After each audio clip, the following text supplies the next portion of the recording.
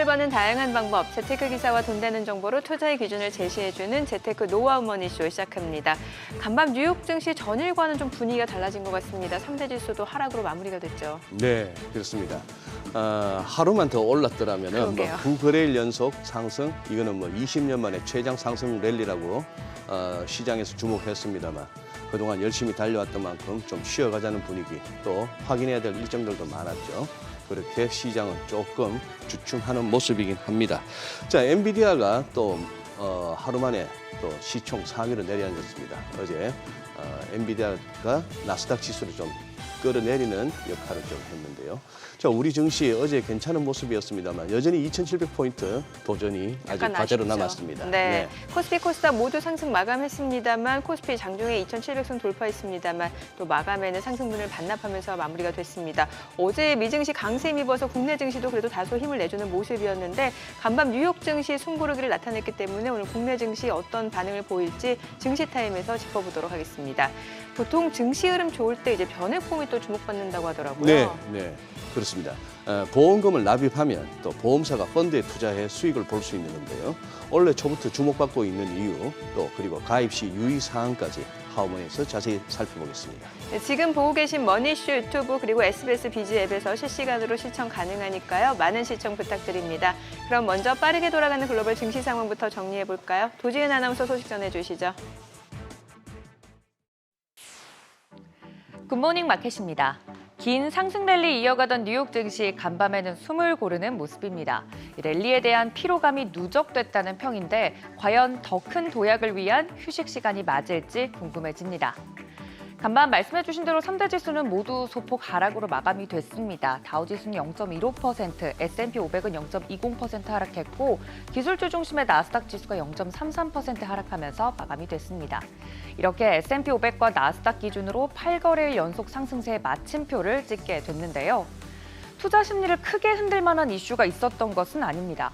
월가에서도 간밤의 하락이 추세의 변화는 아니라고 보고 있는데요. 월 초 대규모 매도 이후에 투자자들은 시장을 재평가했고 기업과 경제의 펀더멘탈에 맞는 상황으로 되돌아왔다고 평가하고 있습니다. 종목들도 그동안 상승에 따른 차익 실현 매물이 나온 모습인데 시총 상위주들 위주로 흐름을 살펴보면 애플은 0.27%, 마이크로소프트도 0.78% 상승해줬고요. 엔비디아가 6거래일 연속 상승세 마무리 지으면서 다시 시총 3위로 내려왔습니다. 최근 상승에 따른 매물과 또 AMD와의 경쟁 심화 이슈를 소화하면서 하락한 것으로 보이고요. 시장을 앞에서 끌어줬던 반도체주들 전체적으로 쉬어가는 모습 보였습니다. 이어서 알파벳도 0.33%, 아마존도 0.37% 상승 마감했습니다. 이어서 6위부터 10위도 살펴보시면 메타는 0.48% 하락해줬고요. 일라이릴리는 자사의 체중 감량 약물이 당뇨병 발병 확률을 90% 이상 감소시키는 결과가 나왔다는 소식에 개별 이슈로 3%대 강세 보였습니다.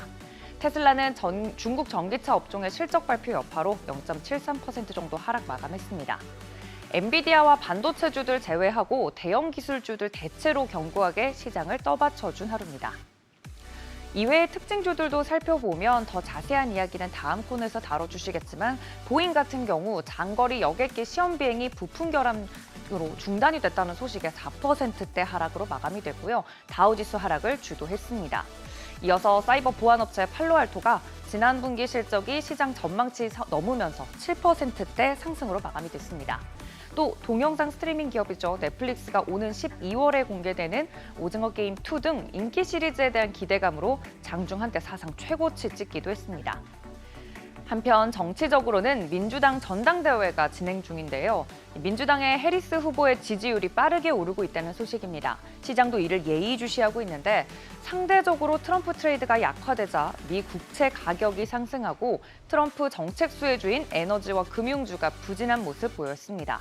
비트코인도 하락 전환하기도 하는 등 정치 이슈에 따라 자산 가격 변동성이 커지고 있습니다.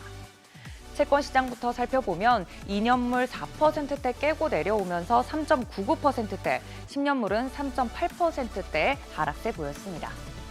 이런 가운데 연준의 비공식 대리인으로 불리는 닉 티미라우스 기자가 지난 19일에 발표된 뉴욕 연은의 노동시장 조사 결과에 대해 언급을 했습니다. 당시 뉴욕 연은은 구직 활동 비율이 최근 10년 내 최고를 기록했고 실직 가능성 비율도 최고 수준이라고 발표를 했는데요.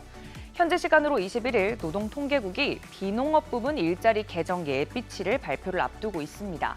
관련 기사가 고용 둔화를 시사한다는 점에서 경기에 대한 우려가 이번 잭슨홀 미팅 연설과 맞물려서 또 확산되진 않을지 걱정되는 포인트이기도 합니다.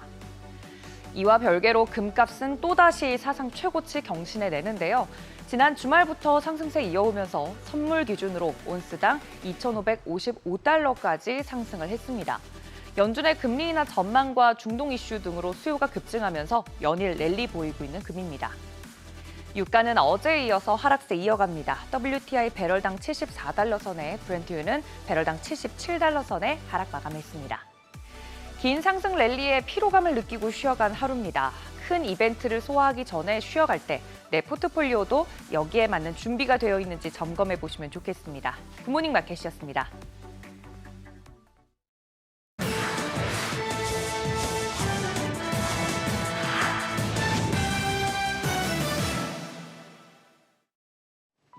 스트리밍 플랫폼 선두 넷플릭스의 주가가 화요일장 장중 사상 최고치를 찍었습니다. 한때 710달러를 돌파하면서 52주 신고가뿐만 아니라 상장 이래 가장 높은 곳을 터치했는데요. 넷플릭스의 올해 연중 주가 상승폭은 43%로 같은 기간 19%를 기록한 나스닥 지수를 크게 웃도는 성과를 보이고 있습니다. 오징어 게임 2를 비롯해 인기 시리즈 속편에 대한 기대감이 묻어난 것으로 보이는데요. 특히 올해 선불 광고 약정 실적이 지난해보다 150% 늘어났다는 소식도 주가 상승세를 부채질했습니다. 디즈니나 MBC 유니버셜 등 전통적인 경쟁사들에 비해선 여전히 작은 규모지만 광고주들은 넷플릭스 인기 시리즈에 힘입어 광고 요금제 구독이 늘어날 것이란 기대감에 계약을 늘리고 있다고 합니다. 넷플릭스는 지난 2분기 구독자 수와 매출 모두 인상적인 성적표를 받으면서 선두로서의 자존심을 지켰습니다. 신규 가입자는 800만 명 이상 늘었고 매출도 17% 증가한 96억 달러 규모에 달했는데요. 다만 최근 글로벌 광고 영업 책임자이자 업계 베테랑인 피터 네일러가 회사를 떠나는 등 광고 사업을 두고 내부 갈등의 흔적도 목격되고 있어 차세대 성장 동력으로 들고 나온 광고 사업에서 시행착오를 겪는 모습도 보이고 있습니다. 큰손 일론 머스크의 월가가 골머리를 앓고 있습니다. 과거 머스크가 트위터를 인수하는데 은행들이 빌려준 자금이 2008년 금융위기 이후 최악의 대출이라는 평가를 받고 있는데요.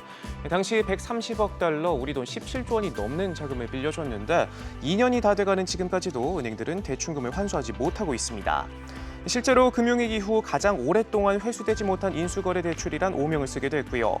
모건 스탠리와 뱅크 오브 아메리카, 바클레이즈 등은 손해를 보지 않고선 채권을 팔기가 어려워진 상황입니다. 머스크는 당시 트위터를 440억 달러에 인수했는데 이후 가치는 약 190억 달러로 절반 아래로 떨어졌다 밝히기도 했는데요. 이 때문에 월가 투자은행 순위가 뒤바뀌기도 했고요. 바클레이즈는 이 여파로 직원들의 보상을 삭감하기까지 했습니다.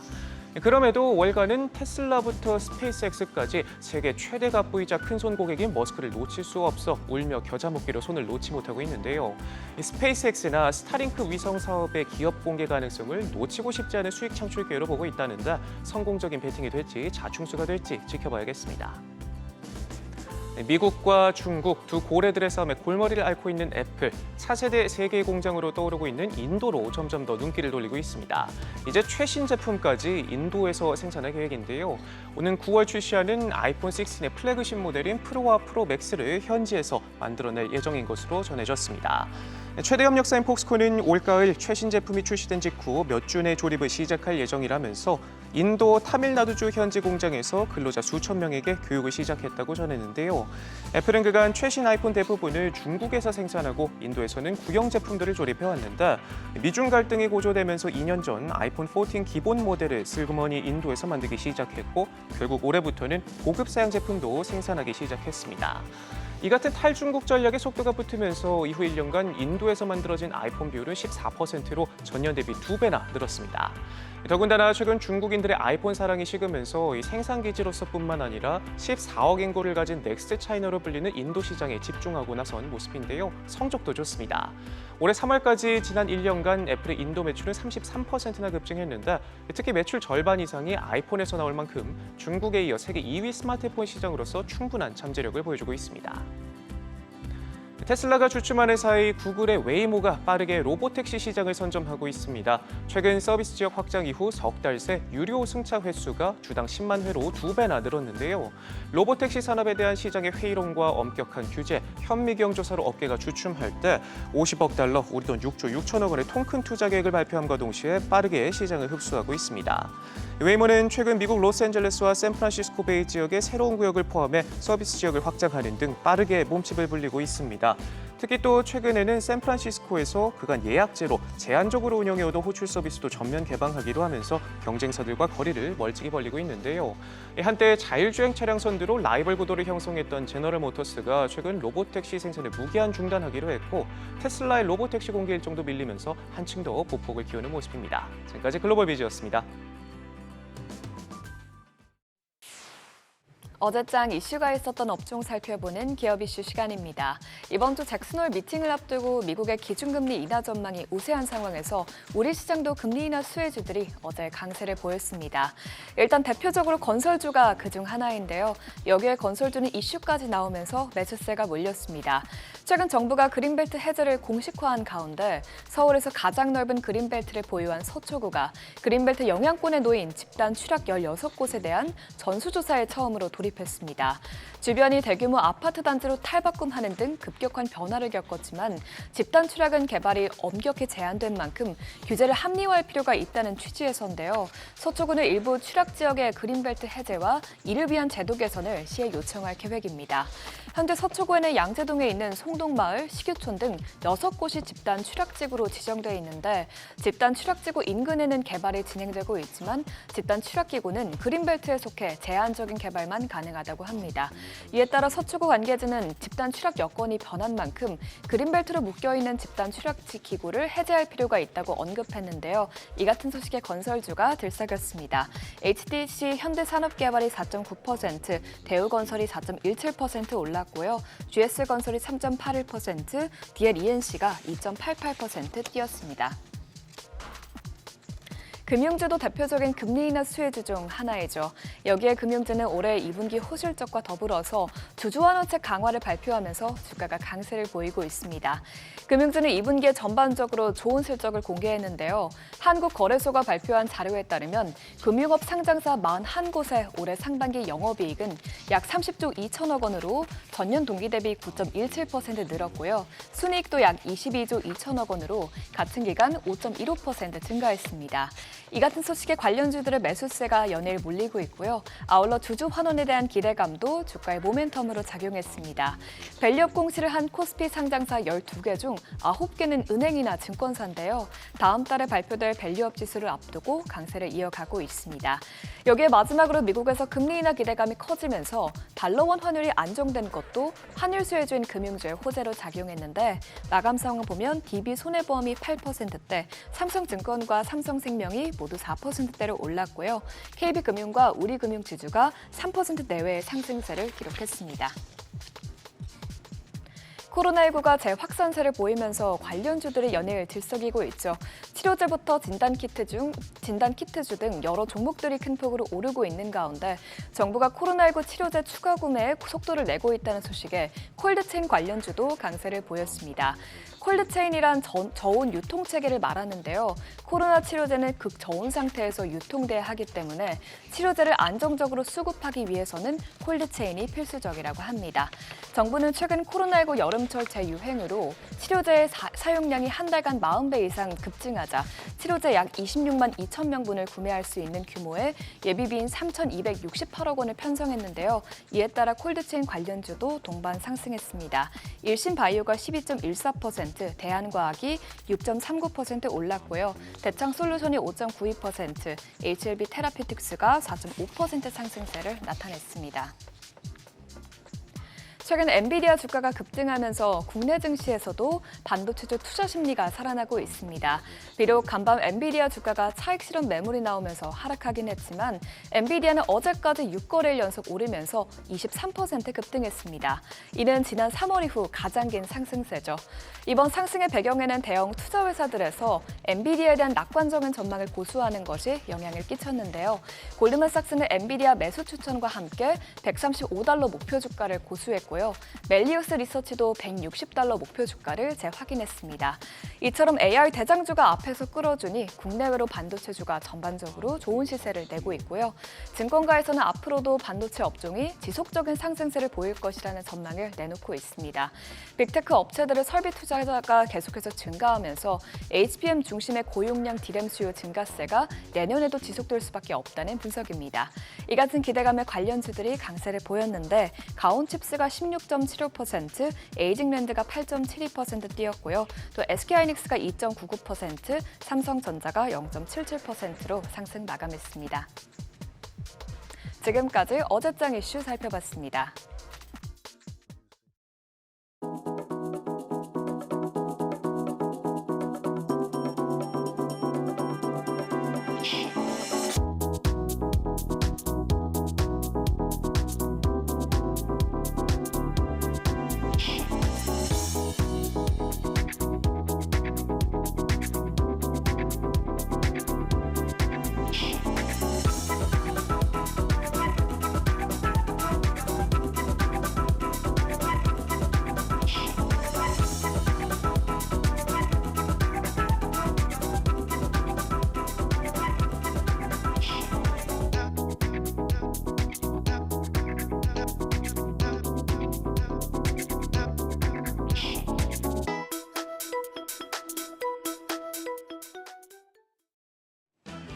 어제 시장은 다시 올랐습니다. 살짝 숨 고르더니 하루 전의 하락분을 거의 메우면서 반등했습니다.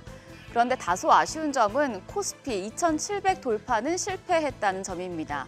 장 초반에 잠깐 콧바람 쐬는 것처럼 2700까지 가더니 결국에는 2700이라는 숫자는 못 보고 거래를 마쳤죠. 간밤 미증시가 반등 랠리를 멈추고 일제히 내린 터라 우리 시장 2700까지 못 오른 상태에서 하방 압력을 받게 되는 건 아닌지 걱정이 되는데요. 일단 시장부터 복귀하시죠. 양지수 모두 상승했습니다. 코스피가 0.83% 올라서 2696.63포인트, 2700선 턱 밑까지 올라섰고요. 코스닥은 1.28% 상승해서 787.44포인트였습니다. 미증시가 강했고 연준 인사의 비둘기파적인 발언이 나온 데다가 중동 긴장감이 완화되는 등 여러 가지 호재를 소화한 영향이었습니다. 수급 마감 상황입니다. 엔화 강세 우려에 살짝 겁먹었던 외국인 투자자가 다시 마음을 가다듬었나 봅니다. 유가증권 시장에서 외국인 2,545억 원 매수 우위 기록했고요. 기관도 28억 원 순매수하면서 지수의 상승을 이끌었습니다. 개인만 홀로 2,791억 원 팔자 포지션이었습니다.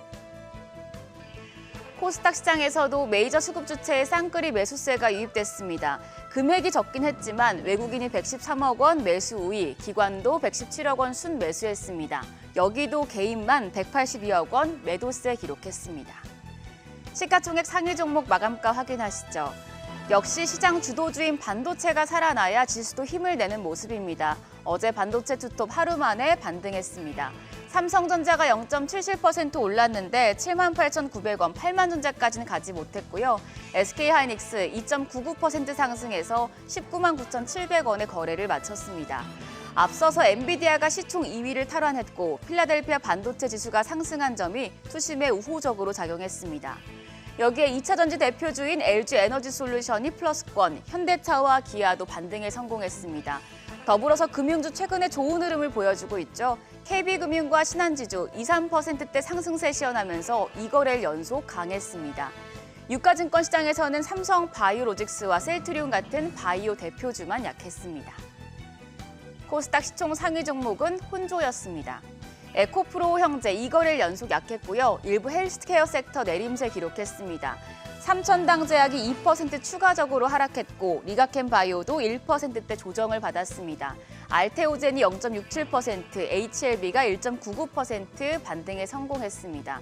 더불어서 엔캠도 4.63% 반등했고요. 클래시스가 2%대 상승세 시현했습니다.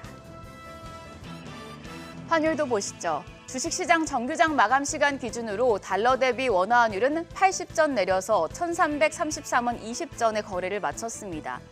엔화 강세에 연동되면서 환율이 급락했을 때는 시장이 리스크 요인으로 받아들였는데 이번에는 소폭 내려서 그런지 오히려 외국인 수급이 유입된 모습이었죠. 외환시장 마감 시간 기준으로도 글로벌 약달러에 연동되면서 환율은 하락세를 이어갔는데요. 외환시장 마감 이후에 더 떨어지면서 역외 환율은 1,328원 50전까지 내렸습니다. 잭슨홀 미팅을 앞두고 달러 인덱스가 7개월 만에 최저치까지 떨어진 영향인데요. 오늘 외환시장 5개월 만에 1,320원대에서 출발할 가능성이 크겠습니다. 엔화 가치 상승이 아니라 달러와 약세 더 크게 묶이면서 하락한 환율, 시장에 긍정적으로 작용할지 아니면 부정적인 영향을 줄지 지켜보시죠.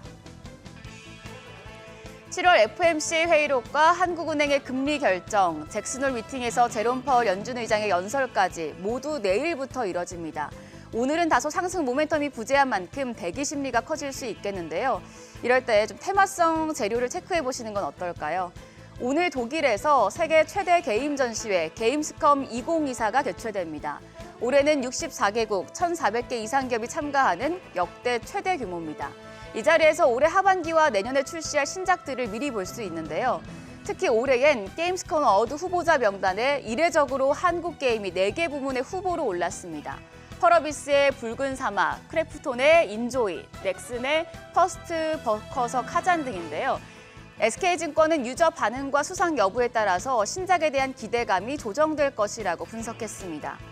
펄어비스 붉은 사막은 추가 트레일러 공개로 기대감이 더욱 높아져서 당분간 주가는 게임스컴 반응에 따라서 변동성이 높아질 것으로 예상을 했고요.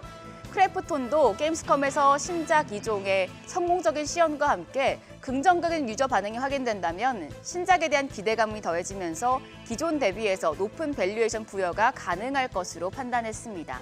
게임 업종에 관심 있는 투자자분들이라면 게임스컴에 참가하는 기업들 특히 눈여겨보시길 바라겠습니다. 개장 전 오늘장에 영향을 줄 이슈들도 체크하시죠. 오늘은 우리나라 7월 생산자 물가지수 PPI가 발표되고요. 일본의 7월 무역 수지도 나옵니다. 또 방금 말씀드린 독일의 게임스컴이 개최되고 중국 베이징에서는 로봇 전시회가 열립니다. 게임과 로봇주 테마 재료가 될지 주목됩니다. LG전자는 인베스터 포럼을 엽니다. 또 한편 경피약물 전달 의약품 전문 기업인 TDS팜이 오늘 코스닥 시장에 신규 상장하고요. AI와 에듀테크 업체 아이스크림 미디어 청약도 시작됩니다. 한편 어제 시간의 거래에서는 해리스 관련주가 올랐습니다. 미국 민주당 대선 후보를 확정하기 위한 전당대회가 막을 올린 가운데 사실상 민주당의 대선 후보인 카멀라 해리스 부통령이 오바마와 힐러리 등의 지원에 힘입어 지지율을 높이고 있는데요. 이 해리스 수혜주로 분류되는 대마와 낙태 관련주들이 시간의 거래에서 강했습니다. 오늘장에서 이런 흐름 이어질지 지켜보시죠. 빅 이벤트를 앞두고 미증시는 상승 랠리를 잠시 멈추며 일제히 하락했습니다. 우리 시장 아무래도 미증시 영향을 받겠는데요. 미증시에 앞서서 이미 쉬어갔던 부분, 그리고 낮아진 환율 등을 어떻게 해석할지 국내 증시가 시험대에 서 있습니다. 잘 지켜보시죠. 지금까지 어제장 오늘장이었습니다.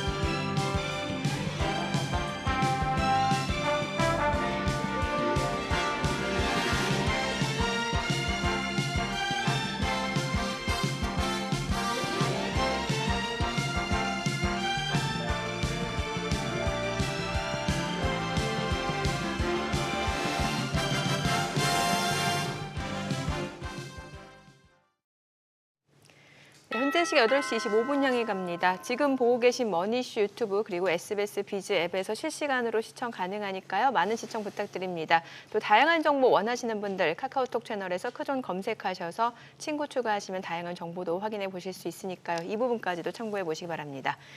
자, 미국 뉴욕 증시 지금 뭐 S&P 500, 나스닥 9거래일 만에 하락 전환이라고 하는데 이제 잭슨홀 심포지엄 앞두고 있는 상황에서 또 미국의 비농업 부문 고용 수정치 발표가 있잖아요. 그러니까 3월까지 12개월 동안 1년치 고용 수정치가 발표가 되는데 이게 또 하향 조정될 가능성이 굉장히 크다고 하죠. 네. 예. 뭐 미국 지표 이렇게 수시로 그러게요.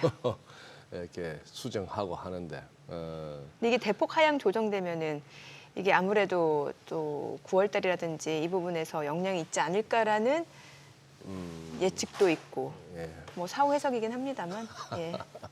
저도 뭐 지표 좀 본다는 사람이지만도 미국 지표만 이렇게 수정되고 나서 네. 뭐 사후적으로 우리는 이래서 뭐 수정합니다라고 하는데 못 쫓아가겠더라고요. 너무 많이 발표되죠 또. 예. 발표도 많이 되고.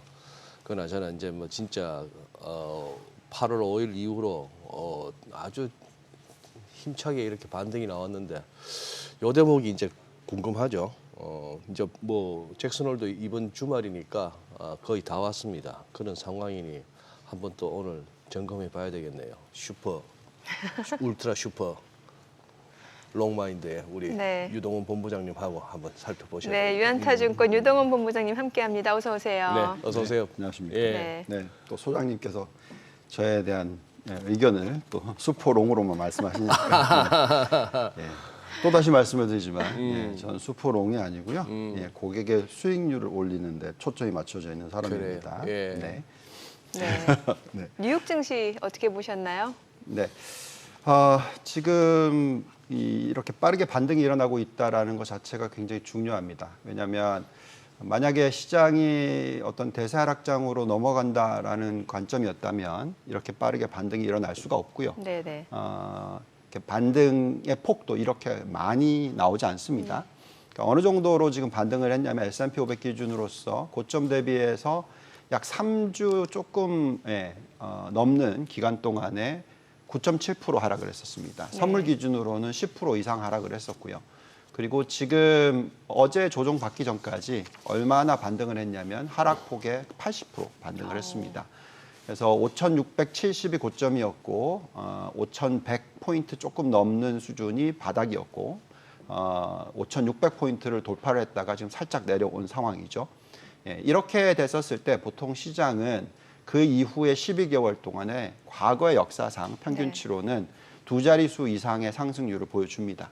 그래서 저희는 지금 현재 시점이 여태까지 있었던 논란 부분, 즉 경기 침체의 가능성, 또 엔게리 트레이드에 대한 청산에 대한 두려움, 이런 것들이 복합적으로 단기적으로 급격하게 하락을 만들어냈다면 지금 이렇게 단기적으로 2주 만에 이렇게 반등을 하고 있다는 것 자체가 결국은 이 펀더멘탈적으로는 큰 문제가 없다라는 게 맞지 않나 이렇게 네. 말씀을 드리겠고요.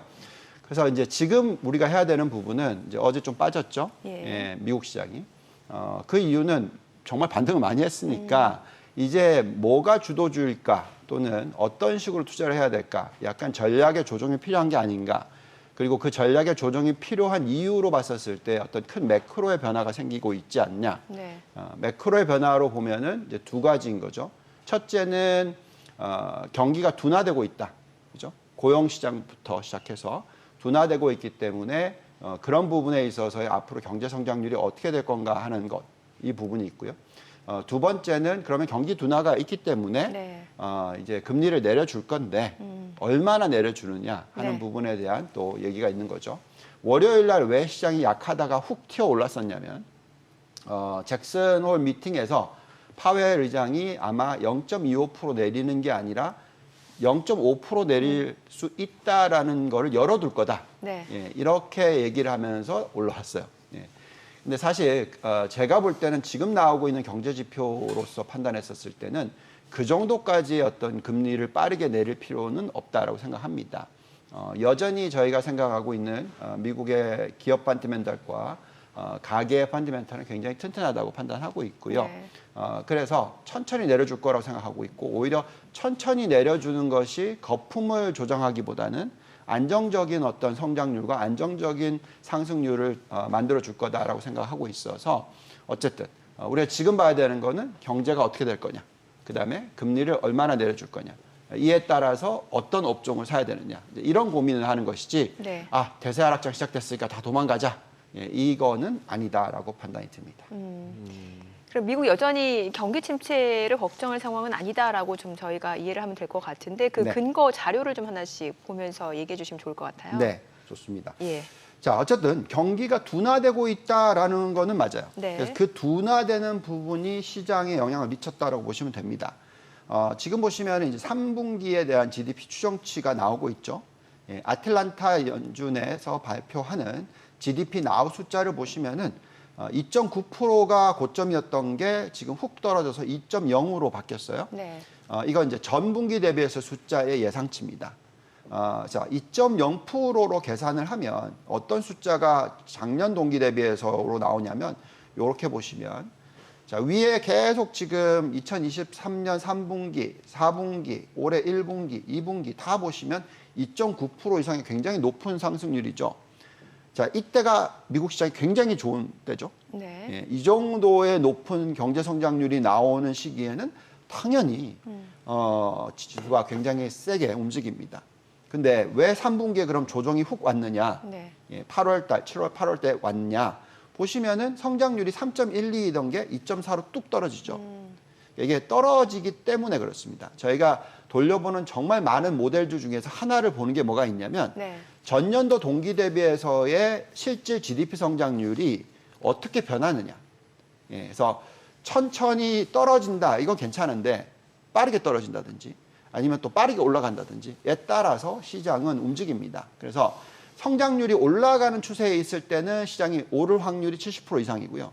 떨어지는 추세에 있을 때는 하락할 확률이 70% 이상이다.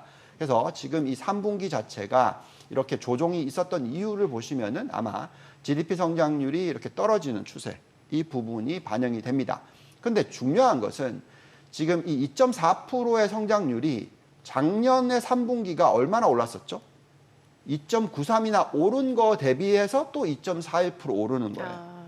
예, 상당히 높은 성장률입니다. 네네. 그래서 미국의 경제가 어떤 펀더멘털적으로 문제가 생겼다 이건 아니고요. 너무 많이 성장을 했으니까 성장률이 둔화되는 건 자연스러운 현상이다. 저희는 이렇게 받아들이고 있다라고 말씀을 드리겠고요. 그런 가운데서 정말 중요한 포인트가 우리가 경제 성장률에 있어서 두 가지 요소로서 저희가 계속 얘기를 드리고 있잖아요. 첫 번째 요소는 GDP를 볼 때 여러 가지 방법이 있는데요. 네. 간단하게 잘라서 볼 수 있는 부분들은 이런 것들이 있습니다. 고용시장과 생산성 향상. 이 두 가지 요소로서 GDP 성장률을 볼 수가 있고요. 또 다른 방법은 소비와 설비 투자 또는 네. 캐피털 포메이션이라고 해서 고정자산 투자 그리고 이제 순수출 네. 이렇게 볼 수 있는 방법들이 있습니다. 네, 어쨌든 지금 현재 우리가 보고 있는 부분은 시장이 왜 걱정을 했고 큰 위기가 올 것 같고 이렇게 걱정을 했냐면 고용시장 이 부분이죠. 네네. 그 고용시장의 부분에 있어서도 저희는 부담을 좀 많이 내려놨습니다. 자, 이 차트를 보고 있으면 엄청나게 성장을 했죠. 9.3% 상승률을 보여줬던 2022년입니다. 임금 상승률. 예, 임금 상승률이 계속 떨어졌어요. 그러다가 3%대에서 지금 보시면 이 바닥을 잡고 있죠. 그리고 살짝 올라가고 있어요. 네네. 예. 그러니까 이게 중요한 포인트입니다. 왜냐하면 코로나 때 엄청나게 떨어졌으니까 급격하게 올라갔다가 이제 떨어지는 과정에 있는데 이제는 코로나가 지났잖아요. 네네. 1년 지났고 2년 지났고 하고 있기 때문에 여기서의 실질적인 임금 상승률이 굉장히 중요해요. 근데 그게 바닥을 잡는 숫자가 3% 이상이다라는 것은 네. 그만큼 소비를 증가시켜 줄 수 있는 여력이 3% 이상이라는 거죠. 실질적으로. 예, 이건 실질적인 부분을 가지고 얘기를 하는 건데요. 자, 또 중요한 거는 더 나아가서 어느 한쪽만 성장률이 높으면 문제가 되겠지만 네. 이것을 이 임금 부분을 저임금과 중간임금과 고임금으로서 나누어서 보더라도 저희 숫자가 참 이쁘죠. 보시면 빠졌다가 올라오는 속도가 3%대에 거의 다 수렴을 하고 있어요. 네네. 예, 그래서 저소득층도 그렇고 이 중간층도 그렇고 그리고 고소득층도 그렇고 지금 다 3%의 임금 상승률을 보여주고 있다는 겁니다. 네. 그리고 이게 안정을 찾을 것 같다라는 거죠. 그렇다라는 것은 모든 미국의 어떤 소비 체인에 있어서 네. 저소득층이 하는 것들 또는 아니면 고소득층이 하는 것들도 마찬가지로 우리가 임의 소비재, 필수 소비재 이런 부분들이 다 안정적인 3%대의 성장률을 보여줄 수 있다라는 부분이죠. 네네. 물론 3%의 성장률을 가지고는 GDP 성장률이 엄청나게 높게 나오기는 어렵습니다. 네네. 왜냐하면 3%에다가 인플레이션을 빼버리면 실질 성장률은 1%대니까요. 그러면 도대체 왜 저렇게 GDP 성장률이 2.4%대로 나오느냐? 네. 그러니까 1.4%나 더 높게 나오느냐? 그거는 생산성 때문이다. 그래서 AI 우리가 그 때문에. 부분, 네, 예. 맞습니다. 그래서 우리가 그 부분도 같이 봐야 되겠죠. 어쨌든 현재 시점에서 이 고용 시장만 가지고도 GDP 성장률을 1%대를 유지시킬 수 있다라는 것은 제가 볼 때 경기 침체라고 볼 수 없다라고 말씀을 드리겠고요. 그렇기 때문에 지금 현재 시점에서 굉장히 마음이 편하다는 얘기 해드리겠고요. 네. 지금 짚어드린 거는 고용 시장과 생산성인데 네. 또 다른 부분은 뭘 봐야 되냐면 소비. 네. 자, 고용이 소비와 연결돼 있죠. 그렇죠. 근데 더 중요한 것, 지금 현재 미국이 굉장히 초점을 많이 맞추고 있는 것이 AI 산업이라든지 네네. 온쇼링이라고 해서 공장을 미국으로 갖고 오려고 하는 예. 그런 행동들, 그것과 연결되어 있는 게 뭘까요? 고정자산 투자거든요. 예. 미국이라는 나라가 지금 과거에는 소비의 어떤 그 비중이 굉장히 높은 나라인데 네. 여기서 이제 고정자산 투자 증가율이 올라가고 있어요. 이거는 그만큼 또 GDP 성장률을 높여줄 수 있는 효과를 가지고 올 수 있다라는 거고요. 이 부분이 아주 크지는 않습니다. 미국의 GDP의 비중으로 따지자면 성장의 네. 비중으로 따지자면 20%가 안 되는 숫자인데 네. 이 숫자가 그래도 어쨌든 두 자릿수의 상승률을 보여줄 수 있을 가능성도 충분히 나오기 시작한다라는 거죠. 물론 그게 너무 많은 투자가 일어나서 나중에 어떤 거품으로 연결될 수는 있겠지만 어쨌든 지금 현재 시점에서는 미국의 GDP 성장률이 급격하게 하락할 가능성은 굉장히 낮다. 이렇게 판단을 낼 수가 있겠습니다. 그래서 자, 이런 가운데서 도대체 어디에 투자를 해야 되느냐 하는 게 중요하겠죠. 네네. 소비가 좋아지느냐 아니면 설비 투자가 좋아지느냐 뭐 어떤 쪽으로의 어떤 이 주도주가 다시 만들어질까 이런 그러게요. 고민을 자꾸 하게 되는 그런 상황이다라고 말씀을 드리겠습니다. 네. 일단 뭐 성장률은 이제 본부장님 말씀 맞다는 이제 나쁘지 않고 저 정도 경제 규모에서 아닌 게 아니라 작년에 그만큼 성장한 데서 숫자가 조금 낮아지지만 또 성장하고 그렇죠. 있으니 어떻게 보면 물가도 마찬가지 아니에요? 뭐 한 4%, 5% 이렇게 오르다가 그 오른 상태에서 3% 올랐고 그 오른 상태에서 또 2점 몇 프로 올랐고 하는 상황이니까 오르긴 오르는데 이제 둔하다 이런 유례 둔하다 하는 차원인데 그거에서 조금 하나 더 나가서 최근에 본 뉴스만 해도 시스코 시스템스 금년에 한 2월 달에 한 4천 명 자른다더니 이번에 또 며칠 전에 광복절 무렵에 또 한 7% 자르겠다 그러더라고요. 기사 보니까 한 5,900명, 한 6,000명 되고 GM도 한 1,000명 자른다 그러고. 자, 이런 소식들이 자꾸 들어오는 거 보면은 요게 이제 성장률 같은 걸로 나타나는 지표하고 미국 시민들이 느끼는 그 어떤 경기 상황하고는 좀 어떨까 싶긴 생각은 좀 들긴 들어요. 저희 투자를 할 때 있어서 제가 가장 많은 조언을 해드리는 부분이 뭐냐면 이유를 찾지 마십시오. 그러니까 무슨 이유? 얘기냐. 네. 안 좋다고 결정을 내리고 거기에 맞는 지표를 자꾸 찾으면은 그게 투자에 좀 어려움이 드는데요. 왜 그런 말씀을 드리냐면 간단하게 얘기하면은 지금 시스코 시스템즈와 뭐 제너럴 모터스 이 두 회사가 어떤 상황이죠? 또는 우리가 인텔을 보면 마찬가지죠. 우리가 지금 혁신 사이클에 들어가 있어요. 네, 시스코 시스템즈라는 회사의 어떤 그 비즈니스 모델 자체 그리고 또 제너럴 모터스의 비즈니스 모델 자체가 뭐 간단하게 얘기하면은 지금 일어나고 있는 혁신 사이클 대비해서 쫓아가지 못했다라는 겁니다. 엔비디아가 지금 사람을 자르나요? 그건 잘 아니겠죠. 예. 물론 생산성이 높아지면 자를 수 있습니다. 네네. 예. 그래서 저희가 말씀드리는 부분은 물론 당연히 우리나라는 그렇게 막 사람을 급격하게 자르질 않아요. 그렇지만 미국은 생산성이 가장 중요하고 수익 구조가 가장 중요한 국가이죠. 예, 그렇기 때문에 제가 볼 때는 이제 이런 부분을 보고 뭐 엄청난 위기가 생긴다라고 보기는 조금 어렵고요. 똑같은 예를 들어드리자면 지금 이제 요 차트를 한번 띄워주시면은 지금 이게 전체 기업의 재무 상태가 어떻게 되고 있냐라는 부분인데요. 이게 뭘 계산한 거냐면 전체적으로 이익과 이익에서 비용을 뺀 숫자의 성장률입니다. 네. 이게 지금 올라가고 있다라는 거거든요. 예. 그래서 제가 볼 때는 이 고용 시장이 나빠지고 있는 것, 즉 슬로우 다운 하고 있는 것, 좀 네네. 점점 둔화하고 있는 것은 맞아요. 그렇다고 해서 어떤 엄청난 위기가 봉착된 건 아니다라는 거죠. 그만큼 미국은 혁신을 하고 있으면서 엄청난 성장을 가지고 오고 있고 기업의 이익을 창출해내고 있다라는 부분이죠. 똑같은 또 예를 들어드리자면 상당히 많은 분들이 부도수를 보면서 네네. 미국의 기업의 부도수가 2020년의 부도수만큼 늘었다. 네. 엄청난 숫자가 늘고 있다. 그렇기 때문에 이게 큰 위기다. 이렇게 또 얘기를 하실 수 있겠으나 그거는 부도수입니다. 네. 그러니까 기업 총수 대비해서의 부도수의 평균을 보는 거고요.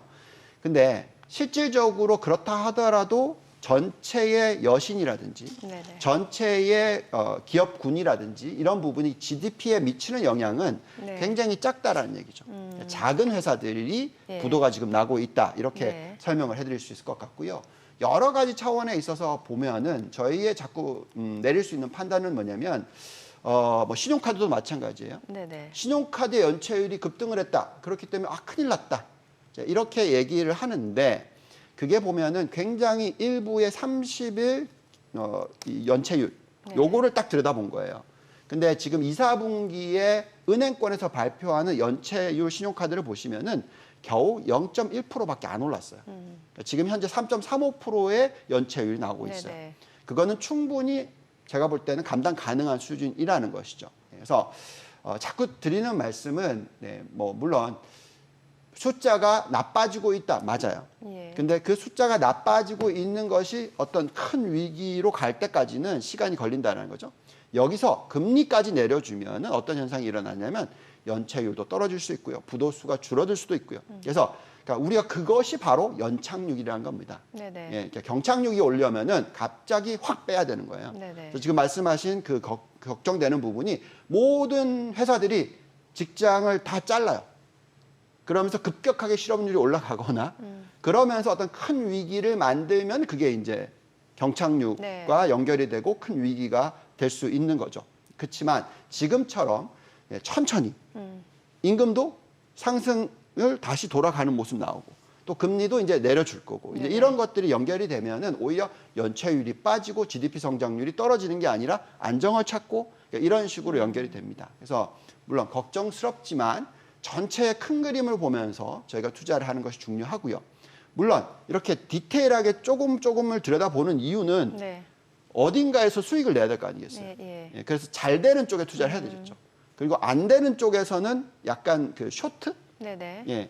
공매도 예. 이런 쪽으로 투자를 할 수도 있는 거죠. 예, 그래서 예를 들면 인텔을 예를 들어서 공매도를 하고 네. 그리고 반대로 잘 나가는 요즘에 AMD를 네.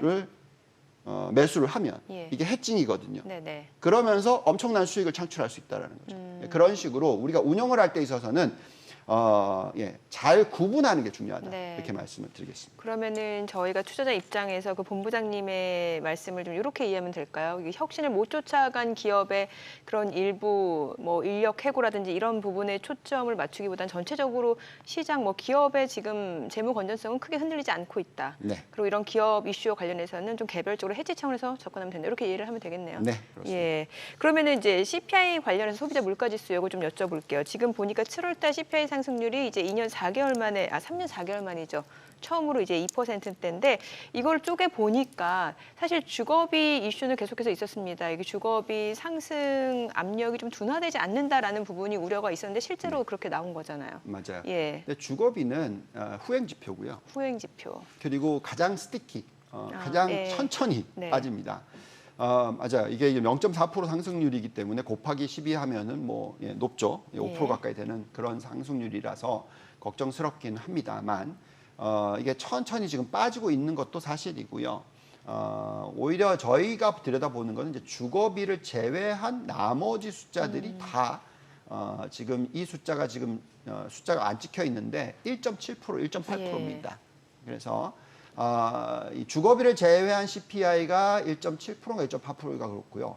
또 주거비와 에너지 음식료 그러니까 우리가 계속 얘기하는 이제 근원 CPI를 볼 때는 에너지와 음식료를 빼죠. 예. 여기에 이제 추가로 주거비까지 뺐었을 때에 나오는 숫자가 지금 1.7%, 1.8% 숫자입니다. 네. 그래서 말씀하신 대로 주거비만 괜찮다면 미 연준은 금리를 내려주는 게 당연하다. 왜?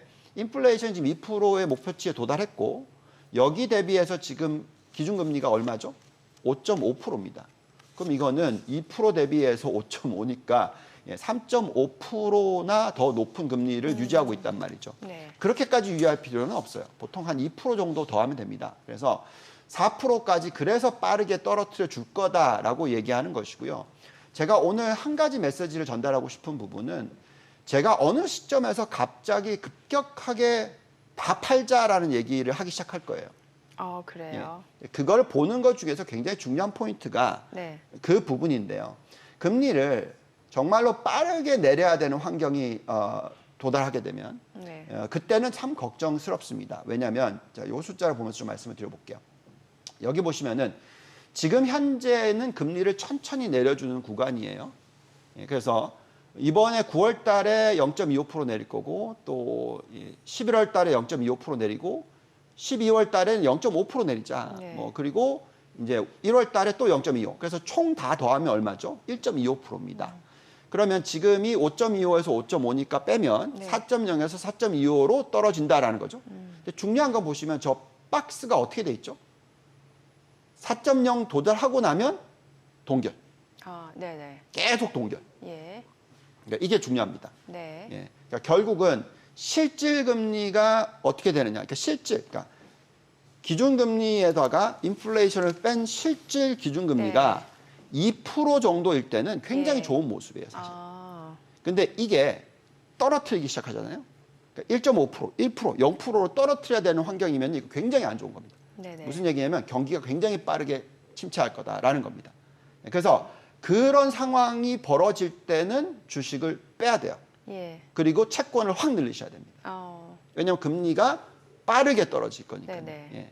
그러니까 지금 최근에 일어났던 이렇게 훅 빠졌다가 예. 이렇게 이제 계속 빠지는 게 아니라 이렇게 훅 빠진 건 너무 높게 있었으니까 빠졌다가 살짝 올라갔다가 하면서 옆으로 이렇게 갈 때는 주식이 중요해요. 근데 나중에 만약에 이 금리를 빠르게 더 떨어뜨려야 된다. 네. 이때는 경기 침체가 오고요. 여기에 따라서 실적이 깨지고요. 네. 여기에 따라서 증시가 급락을 합니다. 그래서 그 부분을 언젠가는 제가 얘기할 겁니다. 근데 지금은 그렇게 보이지 않기 때문에 계속해서 말씀을 드리지만 주식을 좋게 보고 있다. 이렇게 말씀을 드리겠습니다. 네. 지금 저기 최근 들어서 미국채 금리하고 미국채 수익률하고 달러가 조금 의미 있는 선들을 막 깨고 내려오고 뭐 이렇게 급하게 내려오는 양상이에요. 이 부분은 무슨 좀 시사하는 바는 없을까요? 채권 시장이나 외환 시장의 동향. 예. 자, 이제 다시 되돌아가서 네. 이제 금리의 부분에 있어서 저희가 계속 말씀을 드리고 있는 부분이 우리가 과거에 0% 금리를 경험했었잖아요. 예. 그리고 디플레이션 압력을 경험했던 시대였습니다. 예, 그게 이제 뭐 어떤 산업혁명이든 뭐든 간에 어떤 여러 가지 이유 때문에 그랬었어요. 그래서 실질 금리가 0% 시대, 뭐 이런 시대를 계속 경험했죠. 그러다가 이제 급격하게 지금 올려놓은 상황이에요.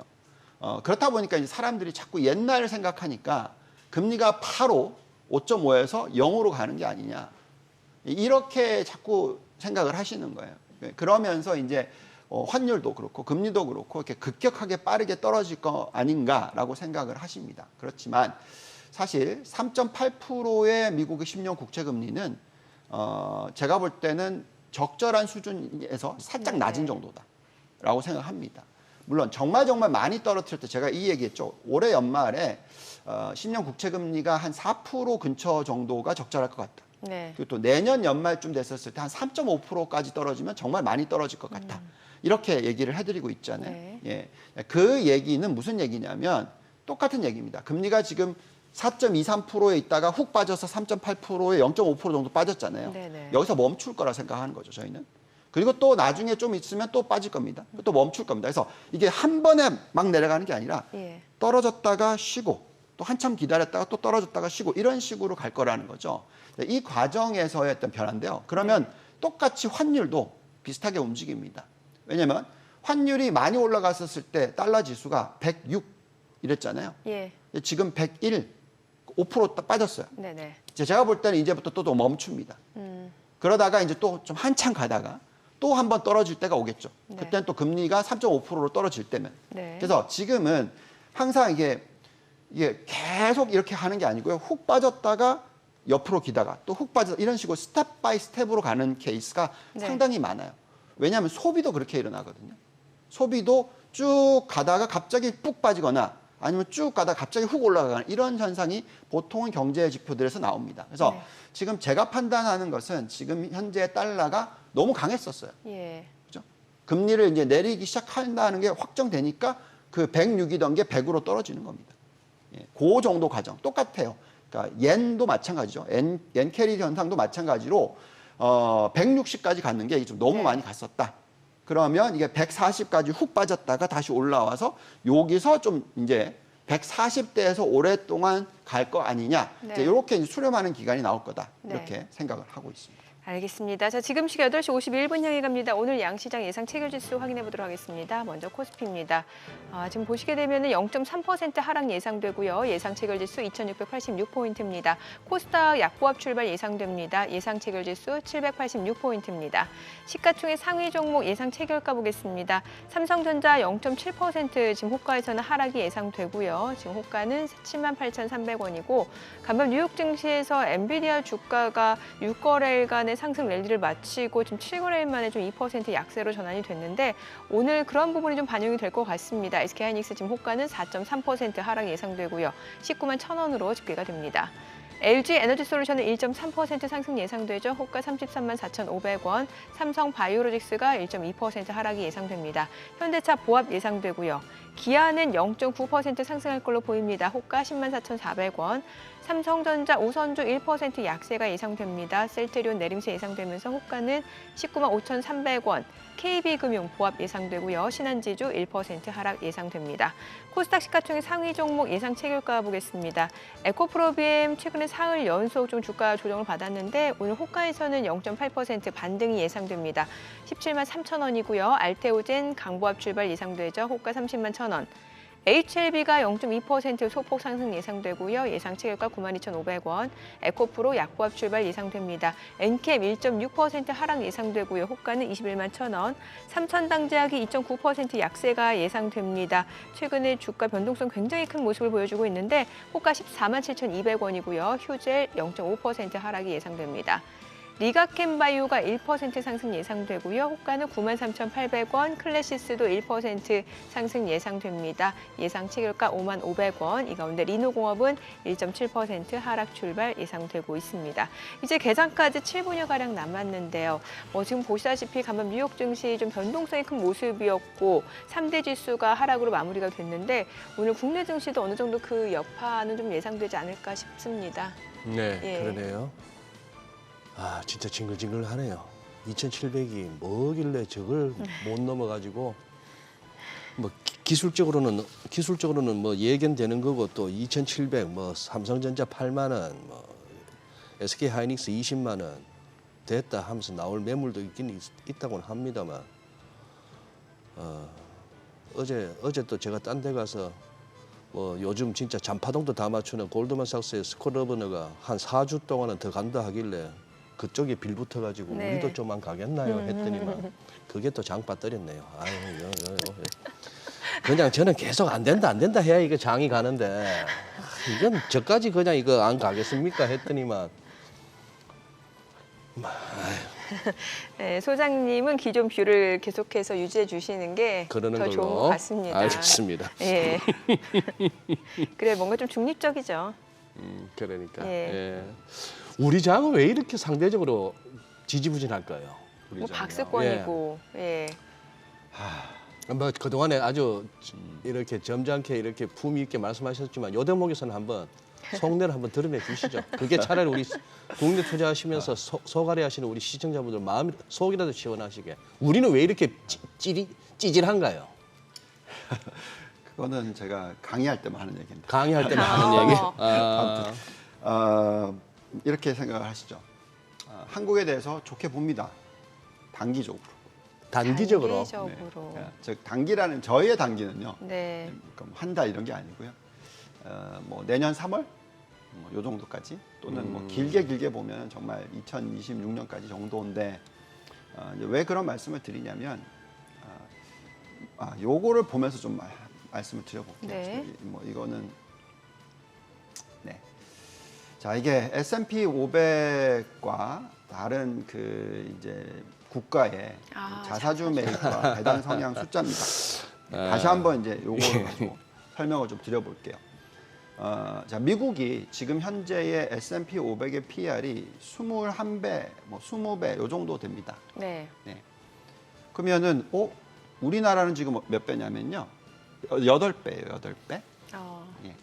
근데 이제 저희가 이제 보통 분석을 할 때 있어서 금리를 가지고 얘기를 많이 하잖아요. 예. 네네. 금리가 높으면은 당연히 너무너무 이제 비싸 보이는 거고, 네. 뭐 금리가 낮으면은 이제 싸 보이는 거고. 요걸 계산할 때 있어서 저희가 그냥 단순 계산을 할 때 이게 캐시우드님이 많이 쓰는 건데요. 1 나누기 금리를 해요. 네. PER을 계산할 네. 때. 그래서 미국의 기준금리가 4%다. 그럼 1 나누기 4% 하면은 25배.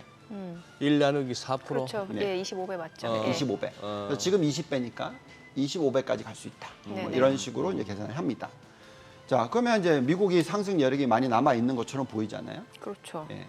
근데 한국을 계산하면 지금 한국 금리가 3%예요. 네. 1 나누기 3% 하면 33배예요. 예, 33배.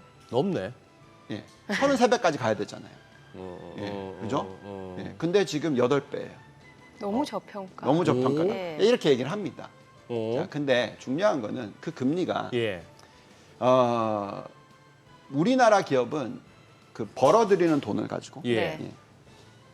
주주한테 돌려주는 돈이 25%란 말이죠. 아, 주주한테 환원하는 비율이 예. 낮네요. 네, 미국은 얼마를 돌려주냐면 예.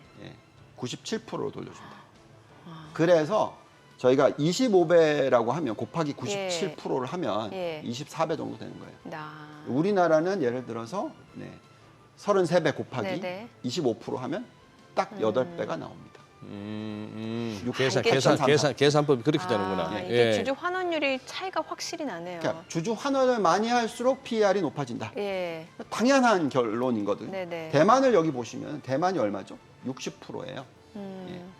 PER이 15배. 아, 예. 그러니까 저는 대만을 더 좋게 보는 거죠. 그래서 예. 밸류에이션 상으로 보면. 그래서 우리보다 비싸지만 네네. 배당 성향이 올라가면 됩니다. 예. 자, 그러면 이제 소장님께서 그 질문하셨던 답은 뭐죠? 예. 주주 환원을 잘하면 된다.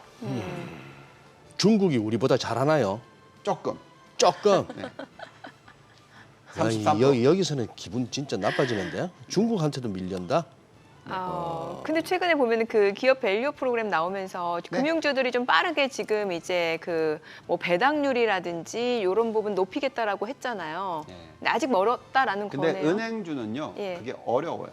어려워요. 그래서 제가 왜 그런 얘기를 하냐면 은행이라는 것은 예. 안 그래도 레버리지가 높은 기업이라고 아, 따지면 예, 예. 예를 들어서 자기 자본이 5가 있으면 네. 자산이 100이란 말이죠. 네네. 그럼 부채 비율이 몇 배냐면 그게 20배입니다. 2000%. 그죠? 그러면 무슨 얘기 항상 왜 우리가 은행을 보거나 금융회사를 볼 때 네. BIS 비율, 뭐 네. 자기 자본 비율 이런 걸 얘기를 하냐면 그만큼 자본금이 튼튼하게 받쳐줘야 된단 말이죠. 근데 지금 배당 성향이 높다라는 네. 것과 네. 예. 자사주 매입 소각은 뭐죠? 자기 자본을 주주한테 준다는 그렇죠. 얘기죠. 네, 그렇죠. 그러니까. 그럼 매입해서 발란시시 더 레버리지가 높아지는 거죠. 그게 쉽지가 않은 거죠.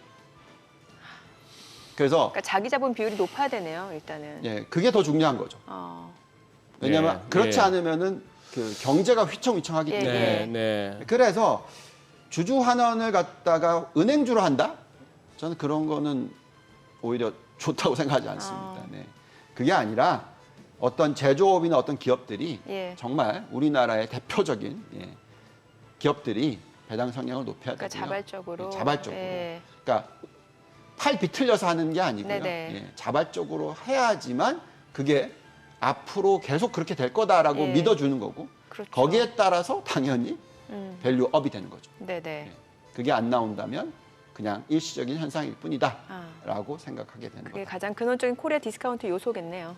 예. 맞습니다. 자, 오늘 국내 증시 간밤 뉴욕 증시 지금 S&P 500 나스닥이 이제 9거래일 만에 소폭 약세로 전환이 됐고요. 오늘 국내 증시도 이제 반도체주가 어떤 행보를 보이는지에 따라서 향방이 엇갈릴 것 같습니다. 엔비디아가 2% 하락으로 마무리가 됐죠. 국내 증시 흐름 확인해 보죠. 개장합니다.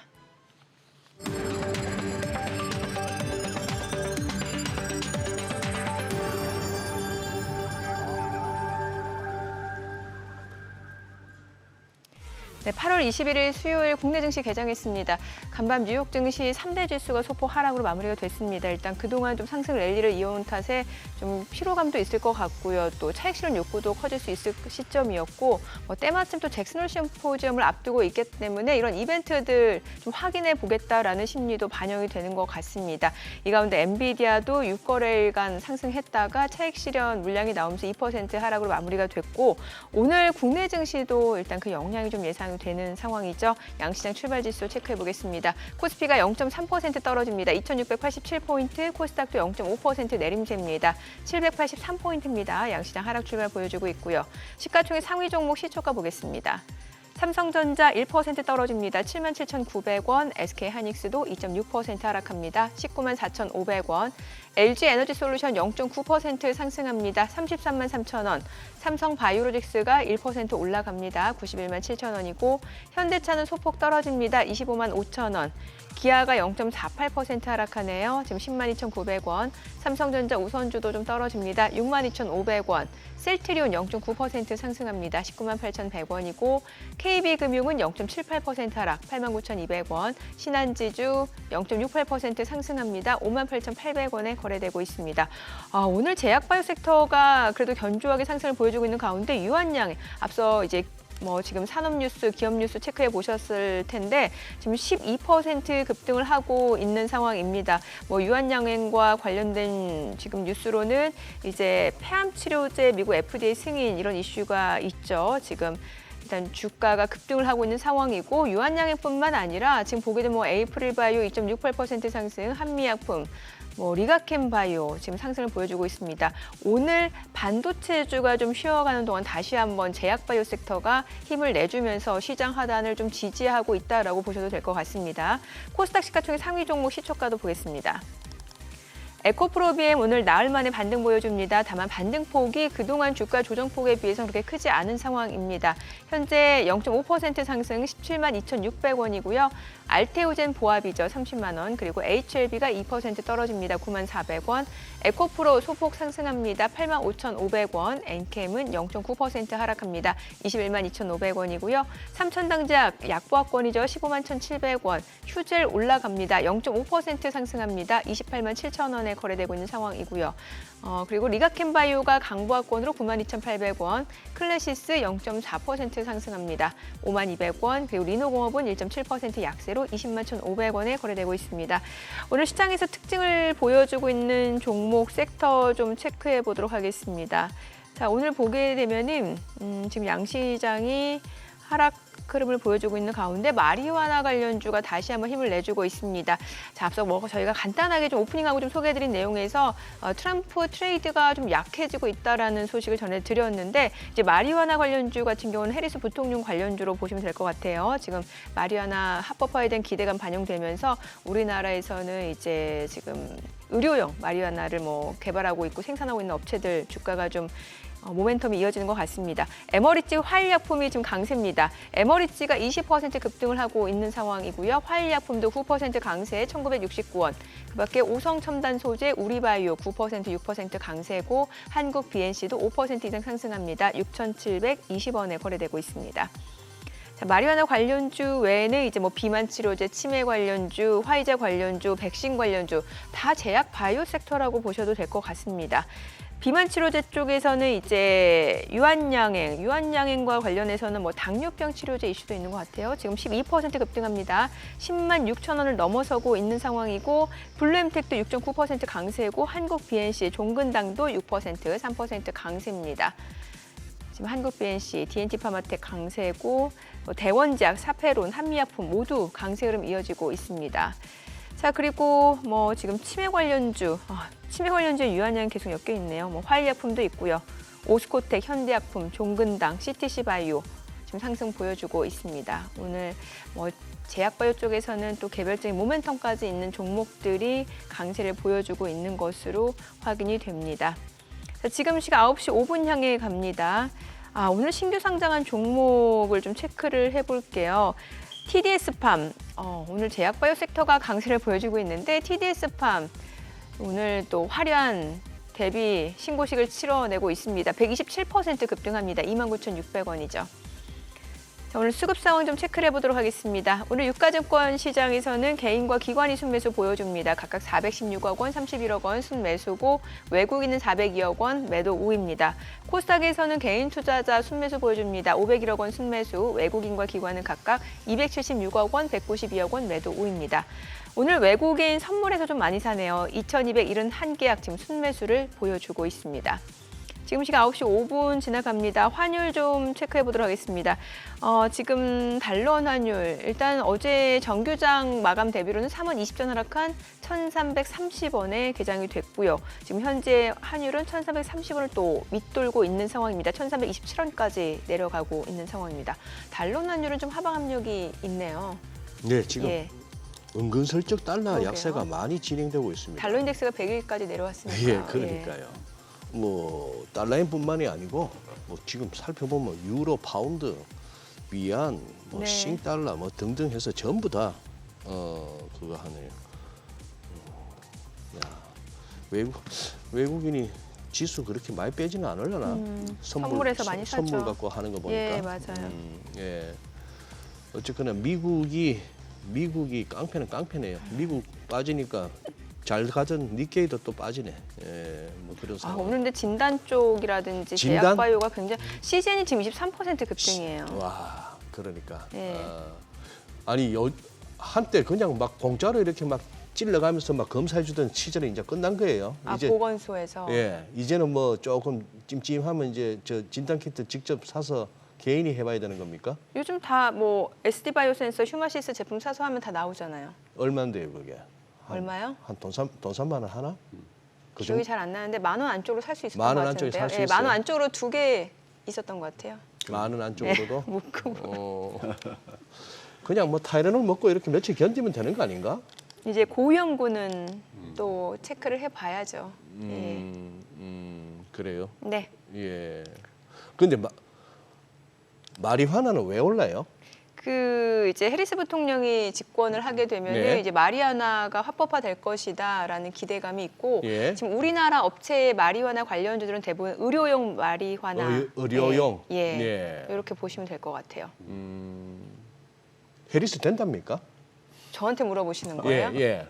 좀 모르죠. 모르죠. 그거 아무도 그거는 모르죠. 아직 모르는 거죠. 그럼요. 지금이 이제 8월 21일, 11월 초에 네. 선거일이면은 9, 10, 11. 선거판에서 2달 남짓 끝이면은 무슨 일이 벌어질지 모른다, 그죠? 근데 이제 뭐 나라를 일시적인 나라를 세워도 한 2번은 세우겠다. 2달 반이면은. 예. 뭐 선거의 결과가 어떻게 됐던 간에 음. 뭐 우리가 항상 경험했던 거지만 네. 트럼프 당선됐을 때 기억나시잖아요. 예. 급락했다가 예. 나 그때 완전 막 그러다가 뭐 역대 최고의 상승률을 그 다음에 보여줬으니까. 음. 그래서 제가 볼 때는 정책이 어떻게 가느냐보다는 미국이 지금 어디에 초점을 맞추고 있고 미국은 굉장히 장기 지향적이거든요. 예. 그래서 어디에서 경쟁력을 유지하려고 하는지가 보이잖아요. 트럼프가 당선이 됐던 민주당이나 공화당이다 어쨌든 간에 중국 공격하죠. 여태까지 똑같은 거잖아요. 예. 그래서 저희가 생각할 때는 미래지향적이라는 것이 미국이라는 나라가 지금 AI 산업과 제조업 중에서 특히 이 첨단 산업 관련된 쪽에 있어서는 그것을 놓치지 않겠다라는 의지를 계속 보이고 있잖아요. 예. 그래서 저는 그게 맞다라는 거죠. 왜 바이오주들이 올라갈까인지 생각해 보시면 미국의 제약회사들이 그냥 한마디로 말해서 짱입니다. 일라이 릴리 보시고 뭐 그렇죠. 보시면 그냥 최고예요. 그냥 네. 자기 자본 이익률 보시면 정말 와 저렇게 돈 많이 벌어도 돼? 이 정도입니다. 그래서 경쟁할 수가 없어요. 예. 엄청난 원래 이 제약 쪽은 돈이 엄청나게 많이 들어가는 거예요. 예. 그래서 신약 개발을 하려고 합니다. 예. 그렇죠. 그래서 결론적으로는 코로나 터졌었을 때도 예. 미국의 회사가 거의 뭐 그런 상황이기 때문에 제가 볼 때는 엘라이 릴리 요즘 얘기 많이 나오잖아요. 네네. 비만제 가지고 정말 얼마나 돈을 많이 벌고 있는지. 아니, 간밤에도 올랐잖아요. 네. 그러니까 그래서 그걸 못 들고 있었던 게 참 안타깝긴 합니다. 왜냐하면 제가 제약회사는 이해가 잘 안 가서 어떤 회사가 성공할지 참 찾기가 어렵단 말이죠. 이게 모래사장에서 바늘 찾는 것처럼 어렵다고 저는 생각하는 사람이거든요. 근데 미국 회사는 그게 좀 찾기 쉬운가? 이런 생각도 좀 바꿔야 되나? 뭐 이렇게까지. 왜냐면 저희가 모델을 돌려봤었을 때 일라이 릴리가 계속 위에 올라오더라고요. 근데 매력도 그 이제 있는 게. 근거를 찾기가 쉽지 않으셨던 거예요. 그래서 뭐 근데 그게 하루아침에 사라질 수도 있는 거니까. 근데 아무튼 주가는 정말 많이 올랐습니다. 맞아요. 그래서 그런 부분이 있겠고요. 잠깐 그 한국으로 되돌아가서 저는 아까 말씀드린 거는 이제 장기적인 모습에 있어서 좀 의구심이 있다라는 얘기고요. 그렇지만 지금은 미국이 좋잖아요. 그리고 계속해서 AI 산업과 이런 쪽에 대해서 푸시를 하고 있잖아요. 그렇기 때문에 우리나라도 수혜를 받습니다. 그래서 여기에 이제 중요한 포인트는 유동성이 지금 어떻게 되고 있느냐. 미국의 좀 유동성이 늘고 있잖아요. 전 세계 글로벌 시장 유동성 차트 한번 띄워주시면은 이거는 굉장히 좋은 모습이에요. 아직 한참 더 올라가야 될 것 같습니다. 그래서 앞으로 유동성이 늘어날 수 있는 부분을 감안했었을 때 어느 시점에서 이제 걱정을 해야 되냐면 저게 이제 보시면은 이제 크게 올라와서 60 이상으로 올라갔었을 때 경기 침체 오죠. 아직 한참 멀었다. 이렇게 보시면 될 것 같고요. 또한 이런 차트도 있어요. 그러니까 이번에 급격하게 빠졌다가 올라왔잖아요.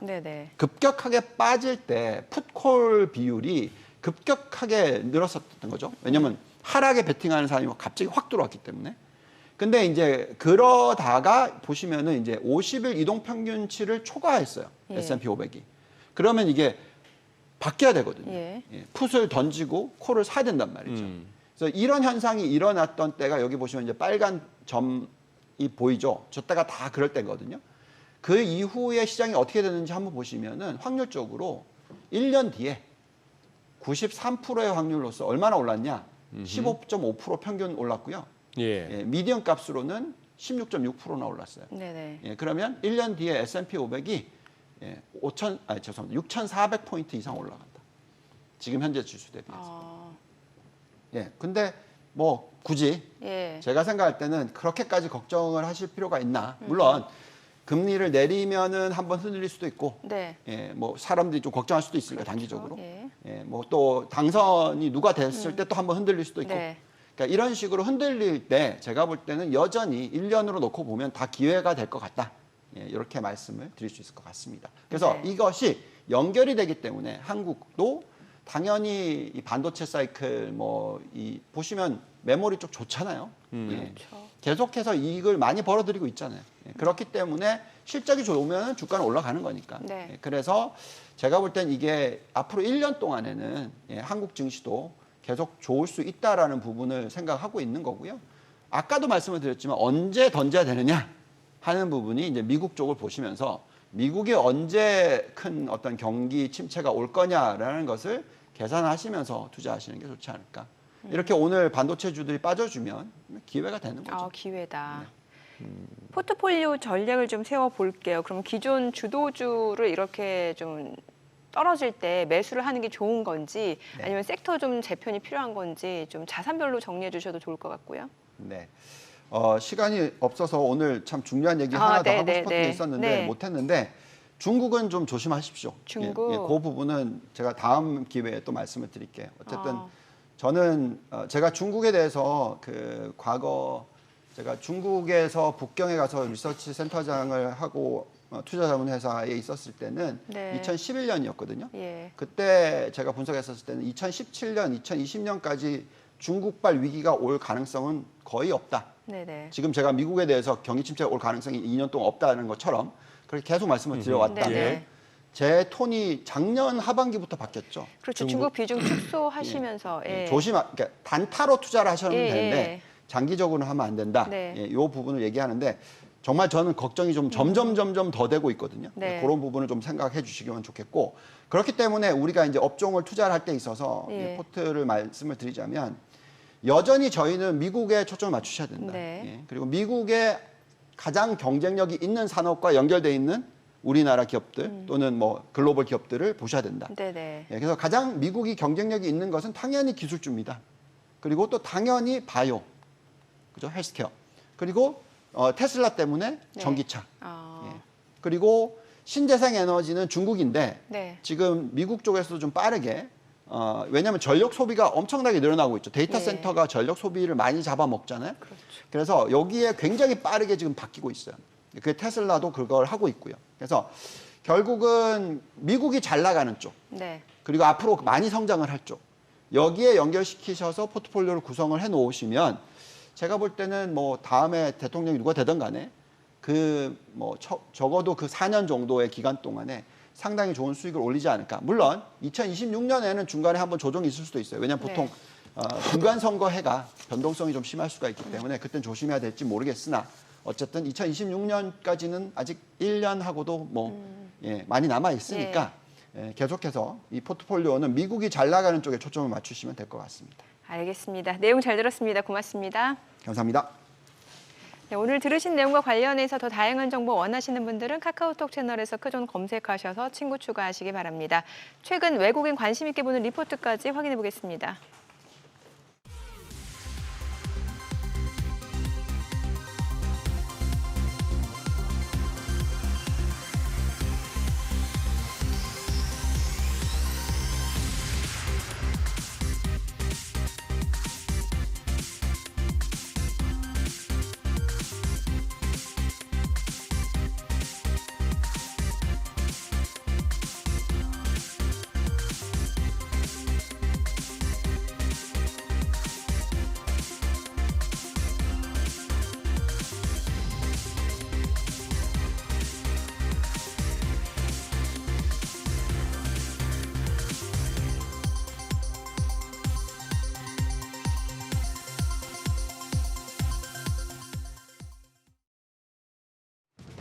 (2,700이) 마의 구간인 건지 오늘 우리 시장 반락하고 있습니다. 코스피가 2,700선을 넘기지 못하고 오늘 하락합니다. 0.21% 내리면서 2,690선, 코스닥도 0.63% 하락하면서 782선에서 전개되고 있습니다.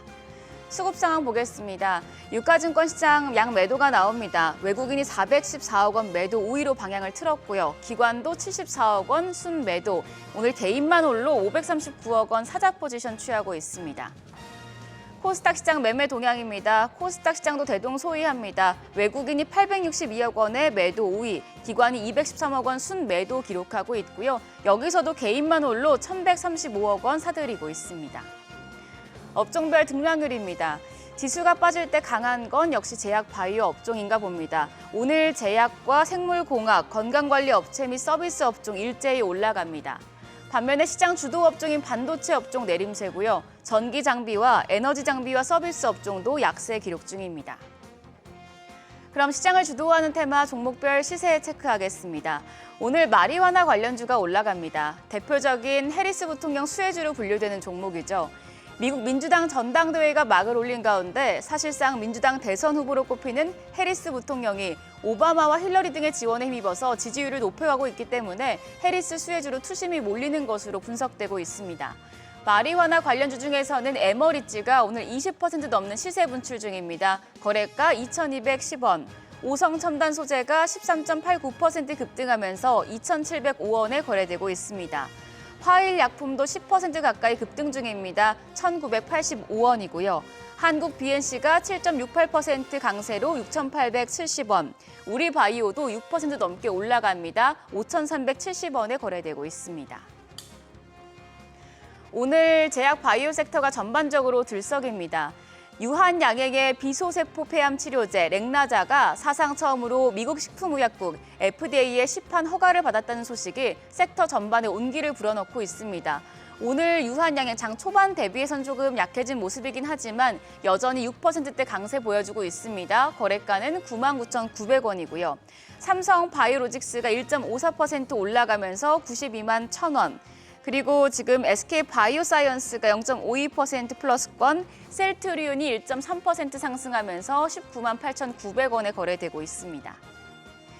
이제 바이오 섹터 중에서도 또 비만 치료제 관련주가 덩달아서 주목을 받고 있는데요. 아무래도 비만 치료제 시장이 커지면서 국내 제약 바이오 기업들이 이쪽 분야에서도 개발에 속도를 내고 있기 때문입니다.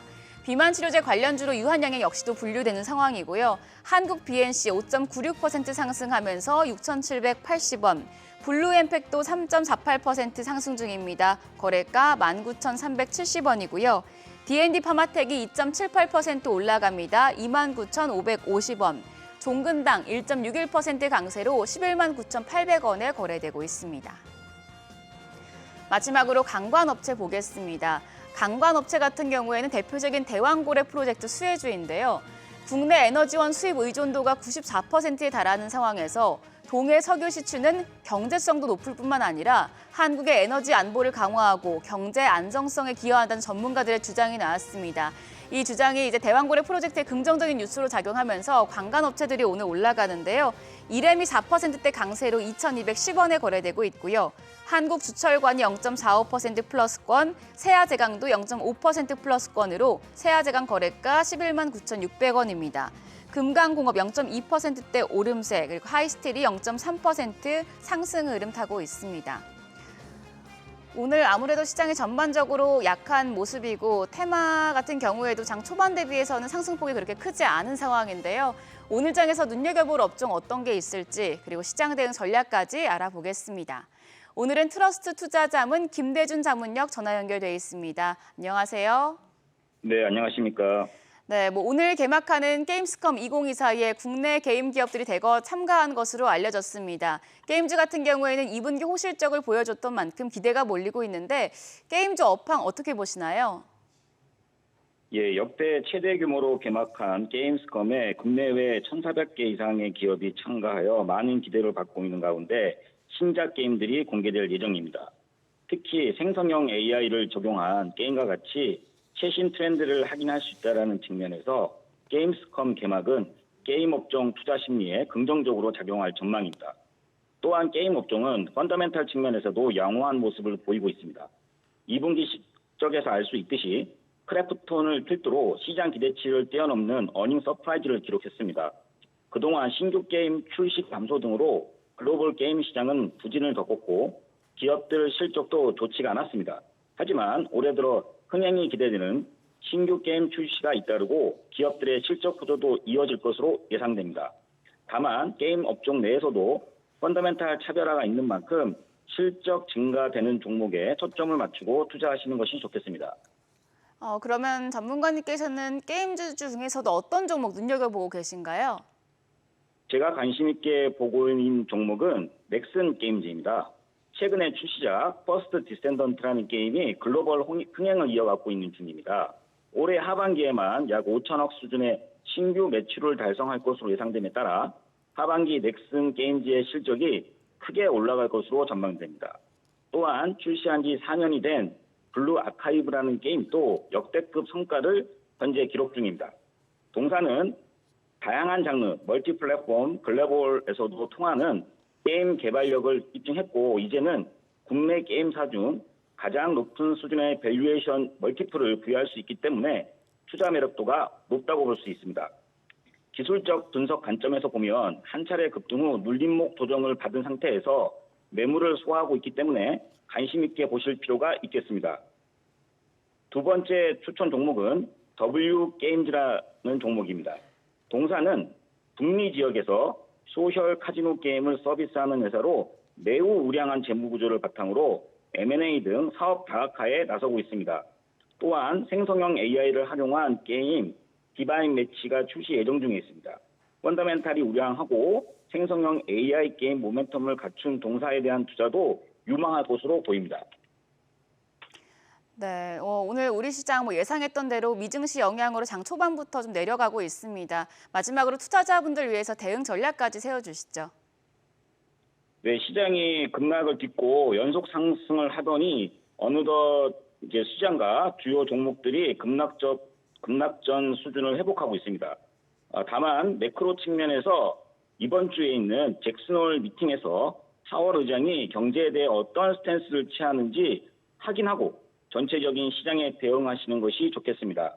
업종별 전략에서는 반도체, 제약, 금융 업종이 시소 형태로 상승하고 있어서 시장 전체의 상승보다는 업종별 엇갈림에 주목하시는 게 좋겠습니다. 실적 측면에서도 우수하고 모멘텀이 가장 좋은 주도주군에서 기관, 외국인, 수급까지 붙는 종목을 선별해서 투자하는 전략을 추천드립니다. 네, 오늘 말씀 고맙습니다. 지금까지 업종과 대응 전략 알아봤습니다.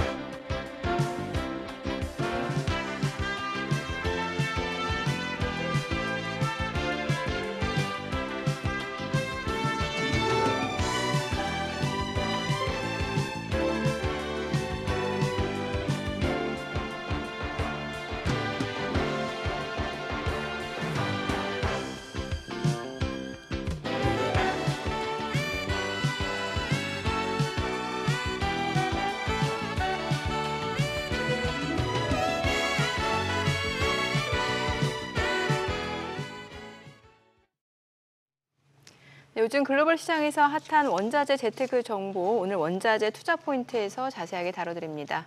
네, 오늘은 키움증권 심수빈 애널리스트 전화 연결되어 있습니다. 안녕하세요. 네, 안녕하세요. 네, 오늘 어떤 소식 가져오셨습니까? 네, 최근 이제 경기 침체 공포가 불어닥치면서 이제 급락했던 원자재 가격이 최근 이제 미국의 경기 지표가 회복되면서 좀 반등세를 보이고 있습니다. 오늘은 좀 다시 뜨거워지고 있는 원자재 시장에 대해서 짚어드리도록 하겠습니다. 네, 지금 국제금값 상승세가 무서운 것 같습니다. 지금 나흘 연속 오르면서 연일 역대 최고가 기록을 새로 쓰고 있는데 요즘 좀 상승 탄력을 제대로 받고 있는 것 같아요. 네, 맞습니다. 사실 금 가격 같은 경우는 8월 초, 그러니까 7월 말 8월 초만 하더라도 사실 온스당 2,400달러 선에서 이제 횡보하는 모습을 보였는데요. 지난주부터 이제 2,500달러 선을 좀 넘어서며 강세를 보이고 있습니다.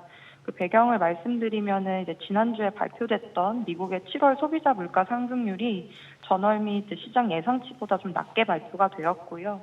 이후 발표된 미국의 7월 소매 판매 지표는 양호했지만 물가 상승률 둔화에 따라서 미국 연준의 금리 인하 기대가 좀 유지되고 있다라고 보시면 될 것 같습니다.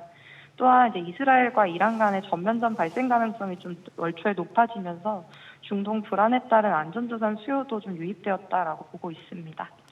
네. 어쨌거나 지금 오늘 귀금속 쪽 이제 금 가격을 다루고 있습니다만 네. 어제 기록한 레벨이 어쨌거나 역사적 최고치입니다. 그렇죠. 그동안 뭐 계속 금값이 상승 중이다. 금값이 그야말로 금값이다 했는데 뭐 선물 기준으로 트로이 온스당 2,570 어제 찍고 지금 종가가 2,550인데 와, 그러다 보니까 이제 월가에서는 내년에 3,000불 간다. 이 소리도 뭐 나오고 하는데 그래요. 지금 그런데 은도 한번 살펴봐 주시죠. 네, 일단 보통 이제 은도 금과 같은 귀금속이기 때문에 일반적으로 금 가격이 오를 때 이제 은 가격도 오르지 않냐라는 관심에서 같이 이제 은에 대해서도 좀 많이 물어보시는데요. 은 가격도 사실 8월부터 좀 반등세를 보였다라고 보시면 될 것 같습니다. 일단 앞서 말씀드렸다시피 이제 금 가격과 은 가격은 거의 동일한 방향으로 좀 움직이는 경향이 있기 때문인데요. 다만 조금 체크하셔야 될 부분들은 금과 다르게 은 같은 경우는 산업 수요 비중이 높고 주요 중앙은행의 매수가 부재합니다. 특히나 이제 은이 높은 산업 수요 비중을 갖고 있다라는 부분들을 감안을 해보면 사실 은 가격은 경기에 민감하다라는 것을 좀 시사하고요. 특히나 뭐 태양광 패널에 은이 꼭 들어가기 때문에 신재생 에너지 수요라는 부분들도 분명 좀 존재하는 상황입니다. 다만 이제 최근에 높아진 미국 대선에 대한 불확실성을 좀 감안을 했을 때는 사실 태양광 패널 수요를 당장 기대하기는 좀 다소 어려운 측면이 있습니다. 그래서 우선은 제가 생각했을 때 미 연준의 이제 금리 인하 가시화가 좀 우선시 되어야 될 것 같다라고 보고 있고요. 특히나 금 가격이 오르는 동안에 은 가격 같은 경우는 상대적으로 성과가 좀 부진했기 때문에 만약에 연준의 이제 금 통화 정책 관련된 이슈들이 좀 어느 정도 정리가 되고 나면 상대적으로 금보다 좀 높은 상승률을 충분히 좀 보일 수 있다라고 보고는 있지만 만약에 경기 침체 우려가 높아지는 구간에서는 사실 산업 수요나 이런 것들을 좀 기대하기 어렵기 때문에 금 가격보다 강세를 보일 가능성은 좀 제한될 수 있다라고 보고 있습니다. 네, 다시 금값 좀 여쭤볼게요. 지금 국제금값 온스당 2,550달러 돌파해내고 있는 상황인데 지금 뭐 내년에 3,000달러 돌파 얘기도 나오거든요. 어떻게 보시나요? 일단 저도 사실 금 가격에 대해서는 추가 상승에 무게를 좀 두고 있는 상황인데요. 네. 내년 3,000달러 돌파를 하기 위해서는 좀 일부 상황들이 좀 전제가 돼야 된다라고 보고 있습니다. 예를 들어서 신흥국 중앙은행의 금 매입이 좀 재개된다거나 아니면 새로운 주체들의 금에 대한 투자 수요가 좀 들어와야 된다라고 보고 있고요. 또한 지금 미국 연준이 금리 인하에 좀 나설 걸로는 보이지만 추후 인하 횟수라던가 이런 부분들이 좀 불확실하게 남아있기 때문에 사실 금리 인하를 시작한다고 했을 때 시장 금리가 빠진다라고 보긴 좀 어려운 측면들도 좀 존재하는 상황입니다. 그래서 이런 부분들을 좀 확인을 해보면서 추후에 좀 300달러 돌파 여부는 좀 더 지켜봐야 되지 않을까라고 보고 있습니다. 네, 오늘 내용 잘 들었습니다. 고맙습니다. 네, 감사합니다. 네, 지난 8월 5일 이른바 블랙 먼데이 이후에 이제 미국 경제 지표들이 나쁘지 않게 나오면서 뉴욕 증시는 물론이고요. 국내 증시도 지금 빠르게 반등을 보여주고 있습니다. 자, 그러면서 주목받고 있는 상품들이 있다고 합니다. 네, 바로 변액보험인데요. 변액보험으로 어떻게 재테크를 하는 건지 머니랜턴 홍성희 대표님 모셔서 자세한 이야기 들어보겠습니다. 어서 오세요, 홍 대표님. 안녕하세요. 예. 또 변액보험 또 복습해야 되는 시간이구나. 보험 어려워요. 예? 네. 이거 가끔씩 보면은 제 기억에 왔다 갔다 했는 게 이거 굉장히 각광을 받기도 하고 제법 수익률 좋기도 했는데 또 네. 어떨 때 이거 변액보험 들었다가 아주 좀 곤혹을 치르기도 하고 맞습니다. 예, 네. 사연이 많았는데 이게 뭔지 이거부터 한번 그리고 또 왜 주식 오를 때 이것도 같이 주목을 받는지도 예. 네. 변액보험은 말 그대로 내가 나중에 받게 될 보험금이나 해지환급금이 이제 플렉서블하게 바뀌게 되는 상품을 의미를 합니다. 크게는. 그래서 변액이구나. 예, 그래서 보험이 변액이죠. 받을 맞습니다. 보험료가 막 변한다고. 네, 맞습니다. 그래서 계약자가 납입한 보험료가 고정된 금리로 운영이 되는 게 아니라 고객이 선택한 펀드로 운영이 되기 때문에 펀드 수익률에 따라서 수익이 나면 보험금이 더 많아지기도 하고 또 손실이 있기도 하고 이런 상품이 변액보험입니다. 변액보험은 계약자가 낸 보험료가 전부 다 이제 펀드로 운영이 되는 건 아니고요. 그 중에 일부는 그 중에 이제 사업비나 아니면 위험보험료라고 하는 비용이 빠지기 때문에 빠지고 난 나머지 금액이 이제 펀드로 운영이 되는 것이거든요. 그래서 기본적으로 펀드나 이런 것보다는 수익률이 낮을 순 있지만 또 중위험 중수익을 선호를 하고 또 일부 보험금이 필요하다라고 생각하고 있는 보험 소비자들한테는 각광을 받고 있는 상품이기도 합니다. 그래서 질문하신 것처럼 주식시장이 화랑이면 펀드 수익률에 대한 기대감이 높아지잖아요. 그러면 자연스럽게 변액보험의 수익률에 대한 기대감도 높아질 수 있겠죠. 그리고 만약에 판매자 입장에서도 이 상품을 권유할 때 높은 수익을 달성할 수 있다라는 자신감을 갖고 또 고객들한테 권유할 수 있기 때문에 주식시장이 좀 올라갈 때 같이 변액보험도 이렇게 화제가 되는 이런 추세를 보이고 있습니다. 결과적으로 변액보험이 언론에서 좀 부정적으로 보도될 때는 결국 주식장 부러질 때였구만요. 그럴 때 몇 번 그랬던 건데. 네네. 맞습니다. 네. 근데 유독 올해 보니까 지난해와 다르게 변액보험에 고객이 더 몰리고 있다고 하는데 왜 그런 거예요? 근데 이거는 우리가 특히 이 방송 보신 분은 너무나 잘 아시겠지만 지난 2월 금융당국에서 밸류업 프로그램을 통해서 만성적인 한국 주식 이제 저평가를 해소해 보겠다라고 해서 여러 가지 이제 정책을 만들고 또 실행을 하기도 했었는데 그 덕분에 1개월 사이에 코스피는 5.82%, 코스닥은 7.97% 상승하기도 했었죠. 지난 2월 기준입니다. 근데 이것뿐만 아니라 뭐 캐나다나 유럽 중앙은행이 금리를 인하하면서 주식시장이 더 살아날 거다라는 기대도 커졌었죠. 이게 상반기 이야기인 것 같긴 합니다. 그래서 이런 분위기의 편승에서 변액보험의 신계약 수도 작년 4분기 기준으로는요. 16,957건에서 2024년 1월, 올 1분기에는 28,697건으로 70% 약 1만 건 정도가 증가를 했습니다. 굉장히 많이 증가를 했죠. 그래서 이런 분위기가 있어서 좀 기대를 했는데 또 최근에 코스피가 또 롤러코스터를 타면서 이 시장이 사그라들지 않을까 걱정하는 분들도 계셨을 텐데 변액도 마찬가지로 보험업계에서는 올해 좀 기지개를 펴나 했는데 또 이 불씨가 꺼지지 않을까 이런 걱정을 하는 분위기도 나오고 있습니다. 지금 그러면 대표님, 이제 데이터가 확인할 수 있는 건데 1분기까지만 데이터가 나와 있나 보네요.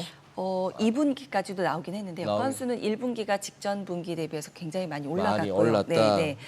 네, 신계약 건수도 중요하지만 이제 실제는 보험 시장의 성장을 나타내는 지표로 신계약 건수 그리고 초회 보험료라는 게 있거든요. 초회 보험료? 예, 초회 보험료. 그러니까 이 초회 보험료라는 거는 처음에 고객이 가입했을 때 첫 번째 내는 납입 보험료의 합계를 이야기합니다. 이게 얼마나 늘었냐를 가지고 이제 보험 시장이 성장했다 안 했다 이걸 판단을 하고 있거든요. 아니 가입 건수 많으면 당연히 그 초회 보험료도 많을 거 아닙니까? 가입 건수가 많지만 가입한 보험료가 작은 금액이 다건으로 팔리면 이제 사이즈는 크지 않다라고 볼 수 있는 거고요. 그런 차원에서 네. 그렇습니다. 네. 그래서 한번 쭉 이어서 말씀을 네네네. 드리면 지난 올해 1분기 22개 생보사 모든 생보사에서 변액보험에서 거둔 초회보험료가 총 3,835억 원. 그러니까 전년 대비해서 전년 동기 작년 1분기 대비해서 312.3%가 늘어난 상황이고요.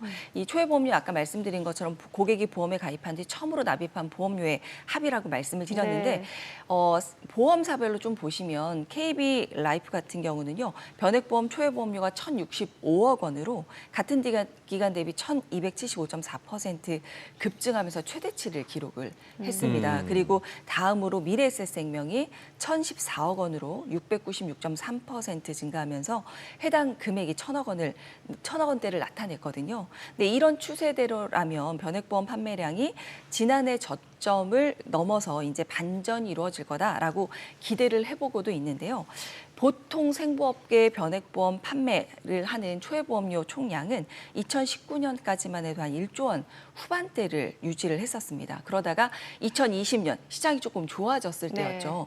이때 3조 1,044억 원, 21년에는 5조 2,488억 원 등으로 크게 몸집을 불렸었어요. 그런데 2022년이 되면서 9,896억 원, 지난해 5,523억 원으로 크게 위축된 상태였습니다. 그러니까 변액보험이 이렇게 큰 출렁임을 보이는 거는 알다시피 증시 흐름 때문일 텐데요. 그런데 운용 수익률이 떨어지면 변액보험 판매에는 악영향이 불가능한 상황이기 때문입니다. 특히 변동성이 상대적으로 작은 채권보다는 주식 쪽에 펀드의 수익률이 성적 전반에 미치는 영향이 워낙 크기 때문인데요.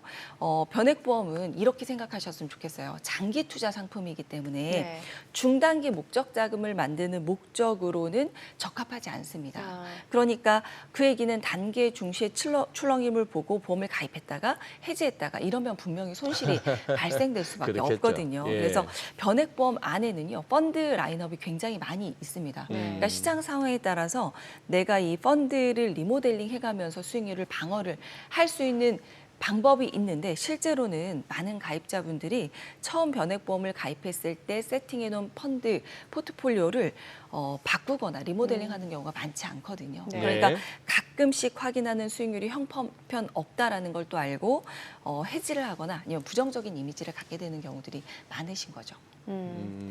그 변액보험 펀드 유형별 순자산의 그 가중평균 수익률을 보면 이제 누적 기준으로 봤을 때는 올해 1분기가 가장 좋았다고 하더라고요. 맞습니다. 올해 말씀하신 것처럼 올해 1분기 누적 기준 국내 투자는 95.61%, 해외 투자는 135.48%를 각각 기록했습니다. 이게 전분기 대비해서 각각 4.64%포인트, 해외 투자는 23.35%포인트 상승한 내용이거든요. 그래서 이게 아마 2분기 미국 증시가 많이 올라가면서 이런 효과가 나타났을 거라고 많이들 예측해 볼 수 있을 것 같은데요. 근데 또 실제로 변액보험 펀드 유형별 수익률을 보면 순자산, 수익 말고 순자산액을 보면 올 1분기 국내 투자는 전분기 대비해서 527억 원 감소를 했어요. 그에 반해 해외 투자 펀드 순자산액은 3개월 동안 7,159억 원 증가했습니다. 굉장히 많이 늘었죠. 국내 펀드가 줄어든 것보다 해외 투자 펀드가 늘었던 거는 펀드를 변경해서 옮겨간 것도 있고 새로 가입하신 분들이 이제 해외 투자 펀드 위주로 이제 투자를 선택을 했다라는 것도 볼 수 있을 것 같습니다. 아니 수익률은 대표님 수익률은 이해가 돼요. 그만큼 이제 펀드 운용이 잘 되고 장 좋으면 저렇게 수익률이 나올 수 있는 나는데 제가 변액보험을 안 해봐가지고 저거 무슨 언제 보험료를 타는 거예요? 보험금을요. 보험금을. 그러니까, 네. 그러니까 이게 좀 변액이라는 것도 변액보험으로 총칭을 하고 있지만 네. 변액도 변액보험 뒤에 변액이라는 글자 뒤에 어떤 글자가 있는지에 따라 보험 상품의 유형이 달라지게 됩니다. 네.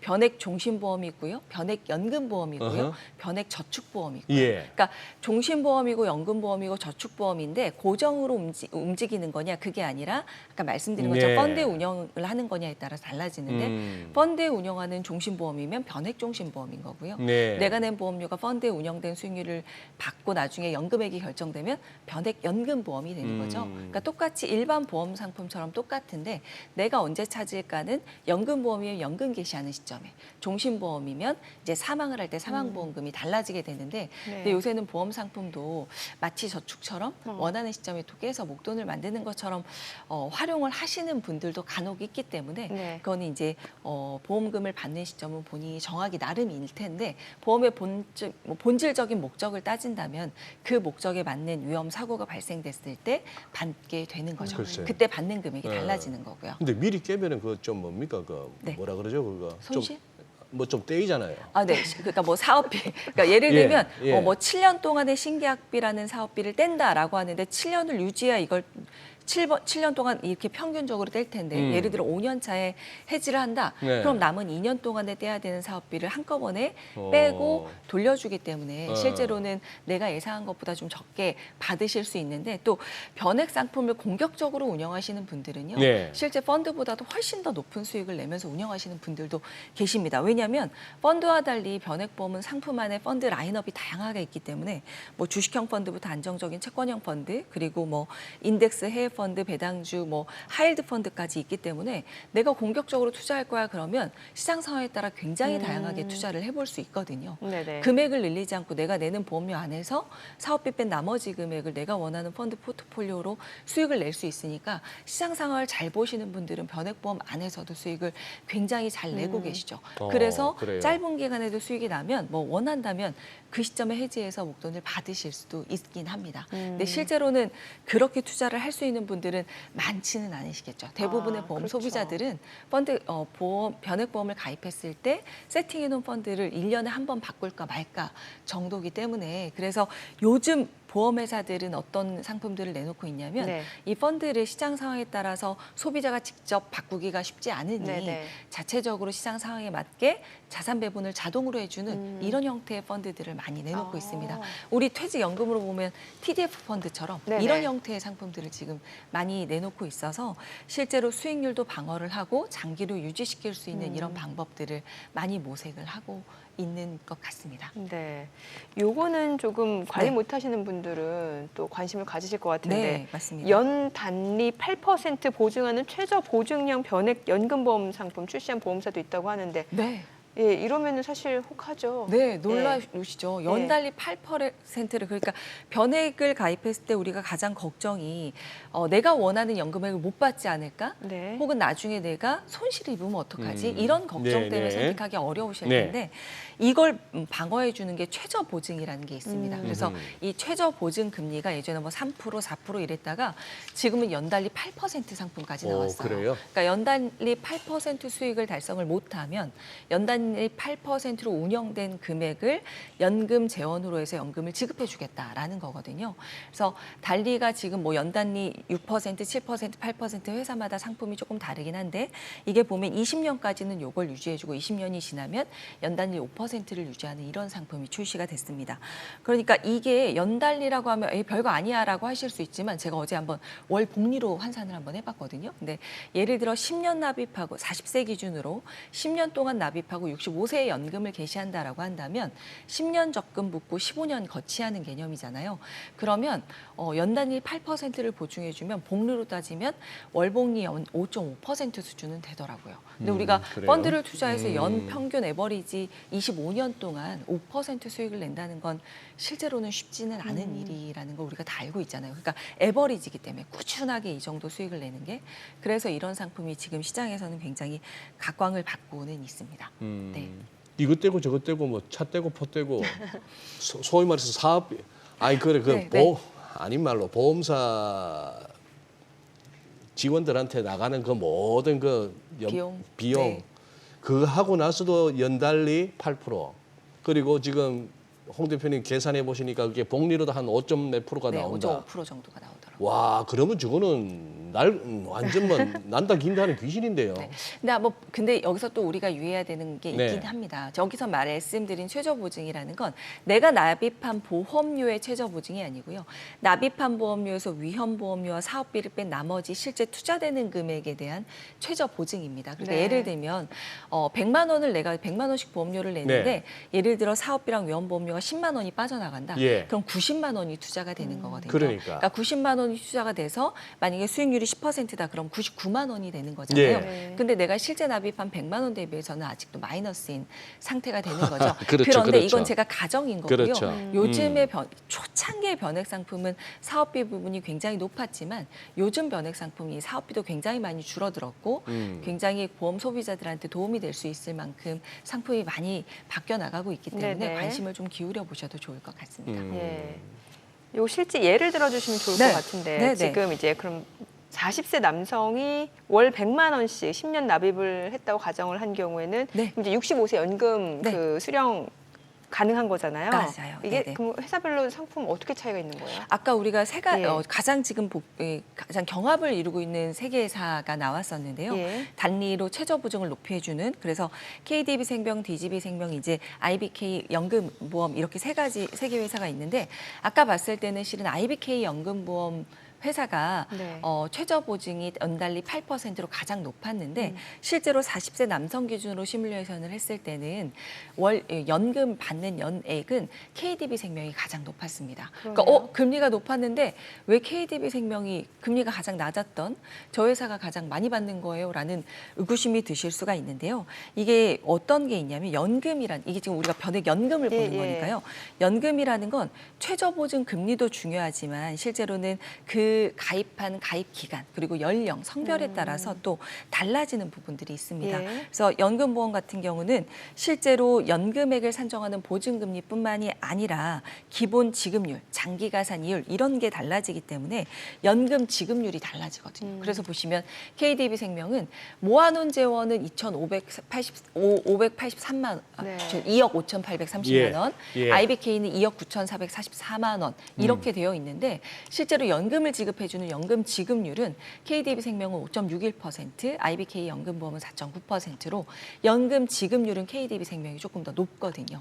그러니까 연금을 받게 되면 65세부터 종신토록 사망할 때까지 받는 연금액이 KDB 생명이 조금 더 높은 것으로 확인이 됩니다. 그래서 우리가 연금을 만약에 선택하신다면 금리가 최저보증을 높게 준다라는 것도 굉장히 매력이지만 실제로는 선택할 때는 이 보증 금리도 보셔야 되지만 내가 나중에 받게 되는 연금액이 얼마인지도 꼼꼼하게 비교를 좀 해보고 선택을 하시는 게 중요하실 것 같아요. 대표님 방금 예를 드신 요거 100만 원씩 해서 한 10년? 네. 얼추 뭐 100만 원. 네. 1억 2천만 원 넣는 거죠. 1억 2천이죠. 네. 내가 들어가는 맞습니다. 보험료가 10년 동안 1억 2천 넣고 15년 거치하는 거죠. 15년 그리고 연금 타먹으려면 또 15년 더 후에. 자, 40세부터 50세까지 10년 넣고 그다음 15년 거치하는 동안 기다렸다가 65세에 받게 되는 게 저금액입니다. 잘못하면 65세 전에 갈 수도 있는 건데 사람이. 그때는 쌓이는 금액을 돌려주죠. 쌓인 금액을 돌려주고. 그리고 연금을 그럼 65세부터 연금 받으면 요 케이스에 궁금했어요. 얼마 정도 연금이 나옵니까? 그러니까 지금 1,449만 원씩 받죠. 연 1,499만 원이 연 1,449만 그래도 100만 원 원이니까? 이상은 나오네. 그럼요. 120만 원 그래서 정도 나오고요. 5점 몇 프로가 된다. 맞습니다. 근데 저게 보세요. 내는 건 10년 냈지만 15년 거치했다 받지만 받는 거는 65세부터 종신토록 받는 종신연금형입니다. 그러니까 내가 만약에 가령 진짜 100세까지 산다. 그러면 35년 동안 매년 1,449만 원씩 받게 되시는 겁니다. 이거는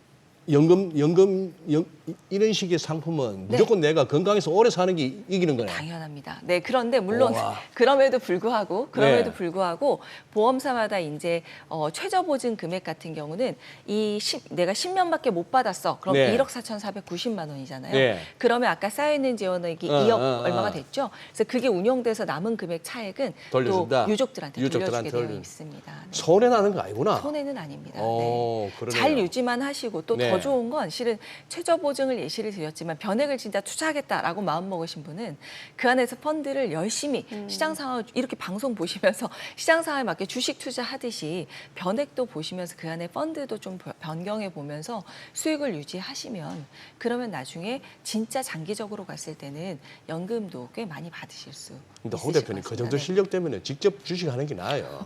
그런데 그러니까 포트폴리오를 직접 주식 투자하시고요. 네. 조금 이 펀드 같은 경우 이런 게 있어요. 아까 음. 말씀하실 때 말씀 안 드렸지만 얘를 연금 개시하기 전에 만약에 사망한다. 네. 그러면 얘는 기본적으로 보험 상품이기 때문에 최저 사망 보장이 깔려 있습니다. 그러네요. 그러니까 그런 플러스 알파에 대한 기능도 있기 때문에 조금 나눠서 해보시는 것도 나쁘진 않을 것 같습니다. 한번 관심 있게 공부하실 만하다 이거. 네.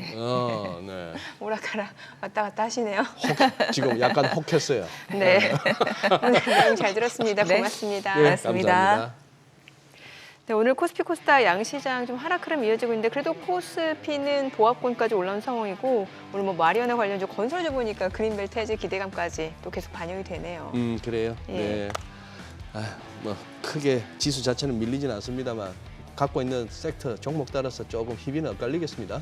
반도체 갖고 계신 분들은 오늘 약간 조금 좀 그래도 인내를 실망스러워. 하셔야죠. 예, 그러네요. 네, 저희 방송 중에 전해드린 내용과 관련해서 모든 투자 판단의 책임은 투자자분들께 있다는 점 알려드립니다. 네, 세상의 모든 돈 되는 정보 재테크 노하우 머니쇼 오늘은 여기서 인사드리겠습니다. 저희는 내일 오전 8시에 찾아뵙겠습니다. 고맙습니다.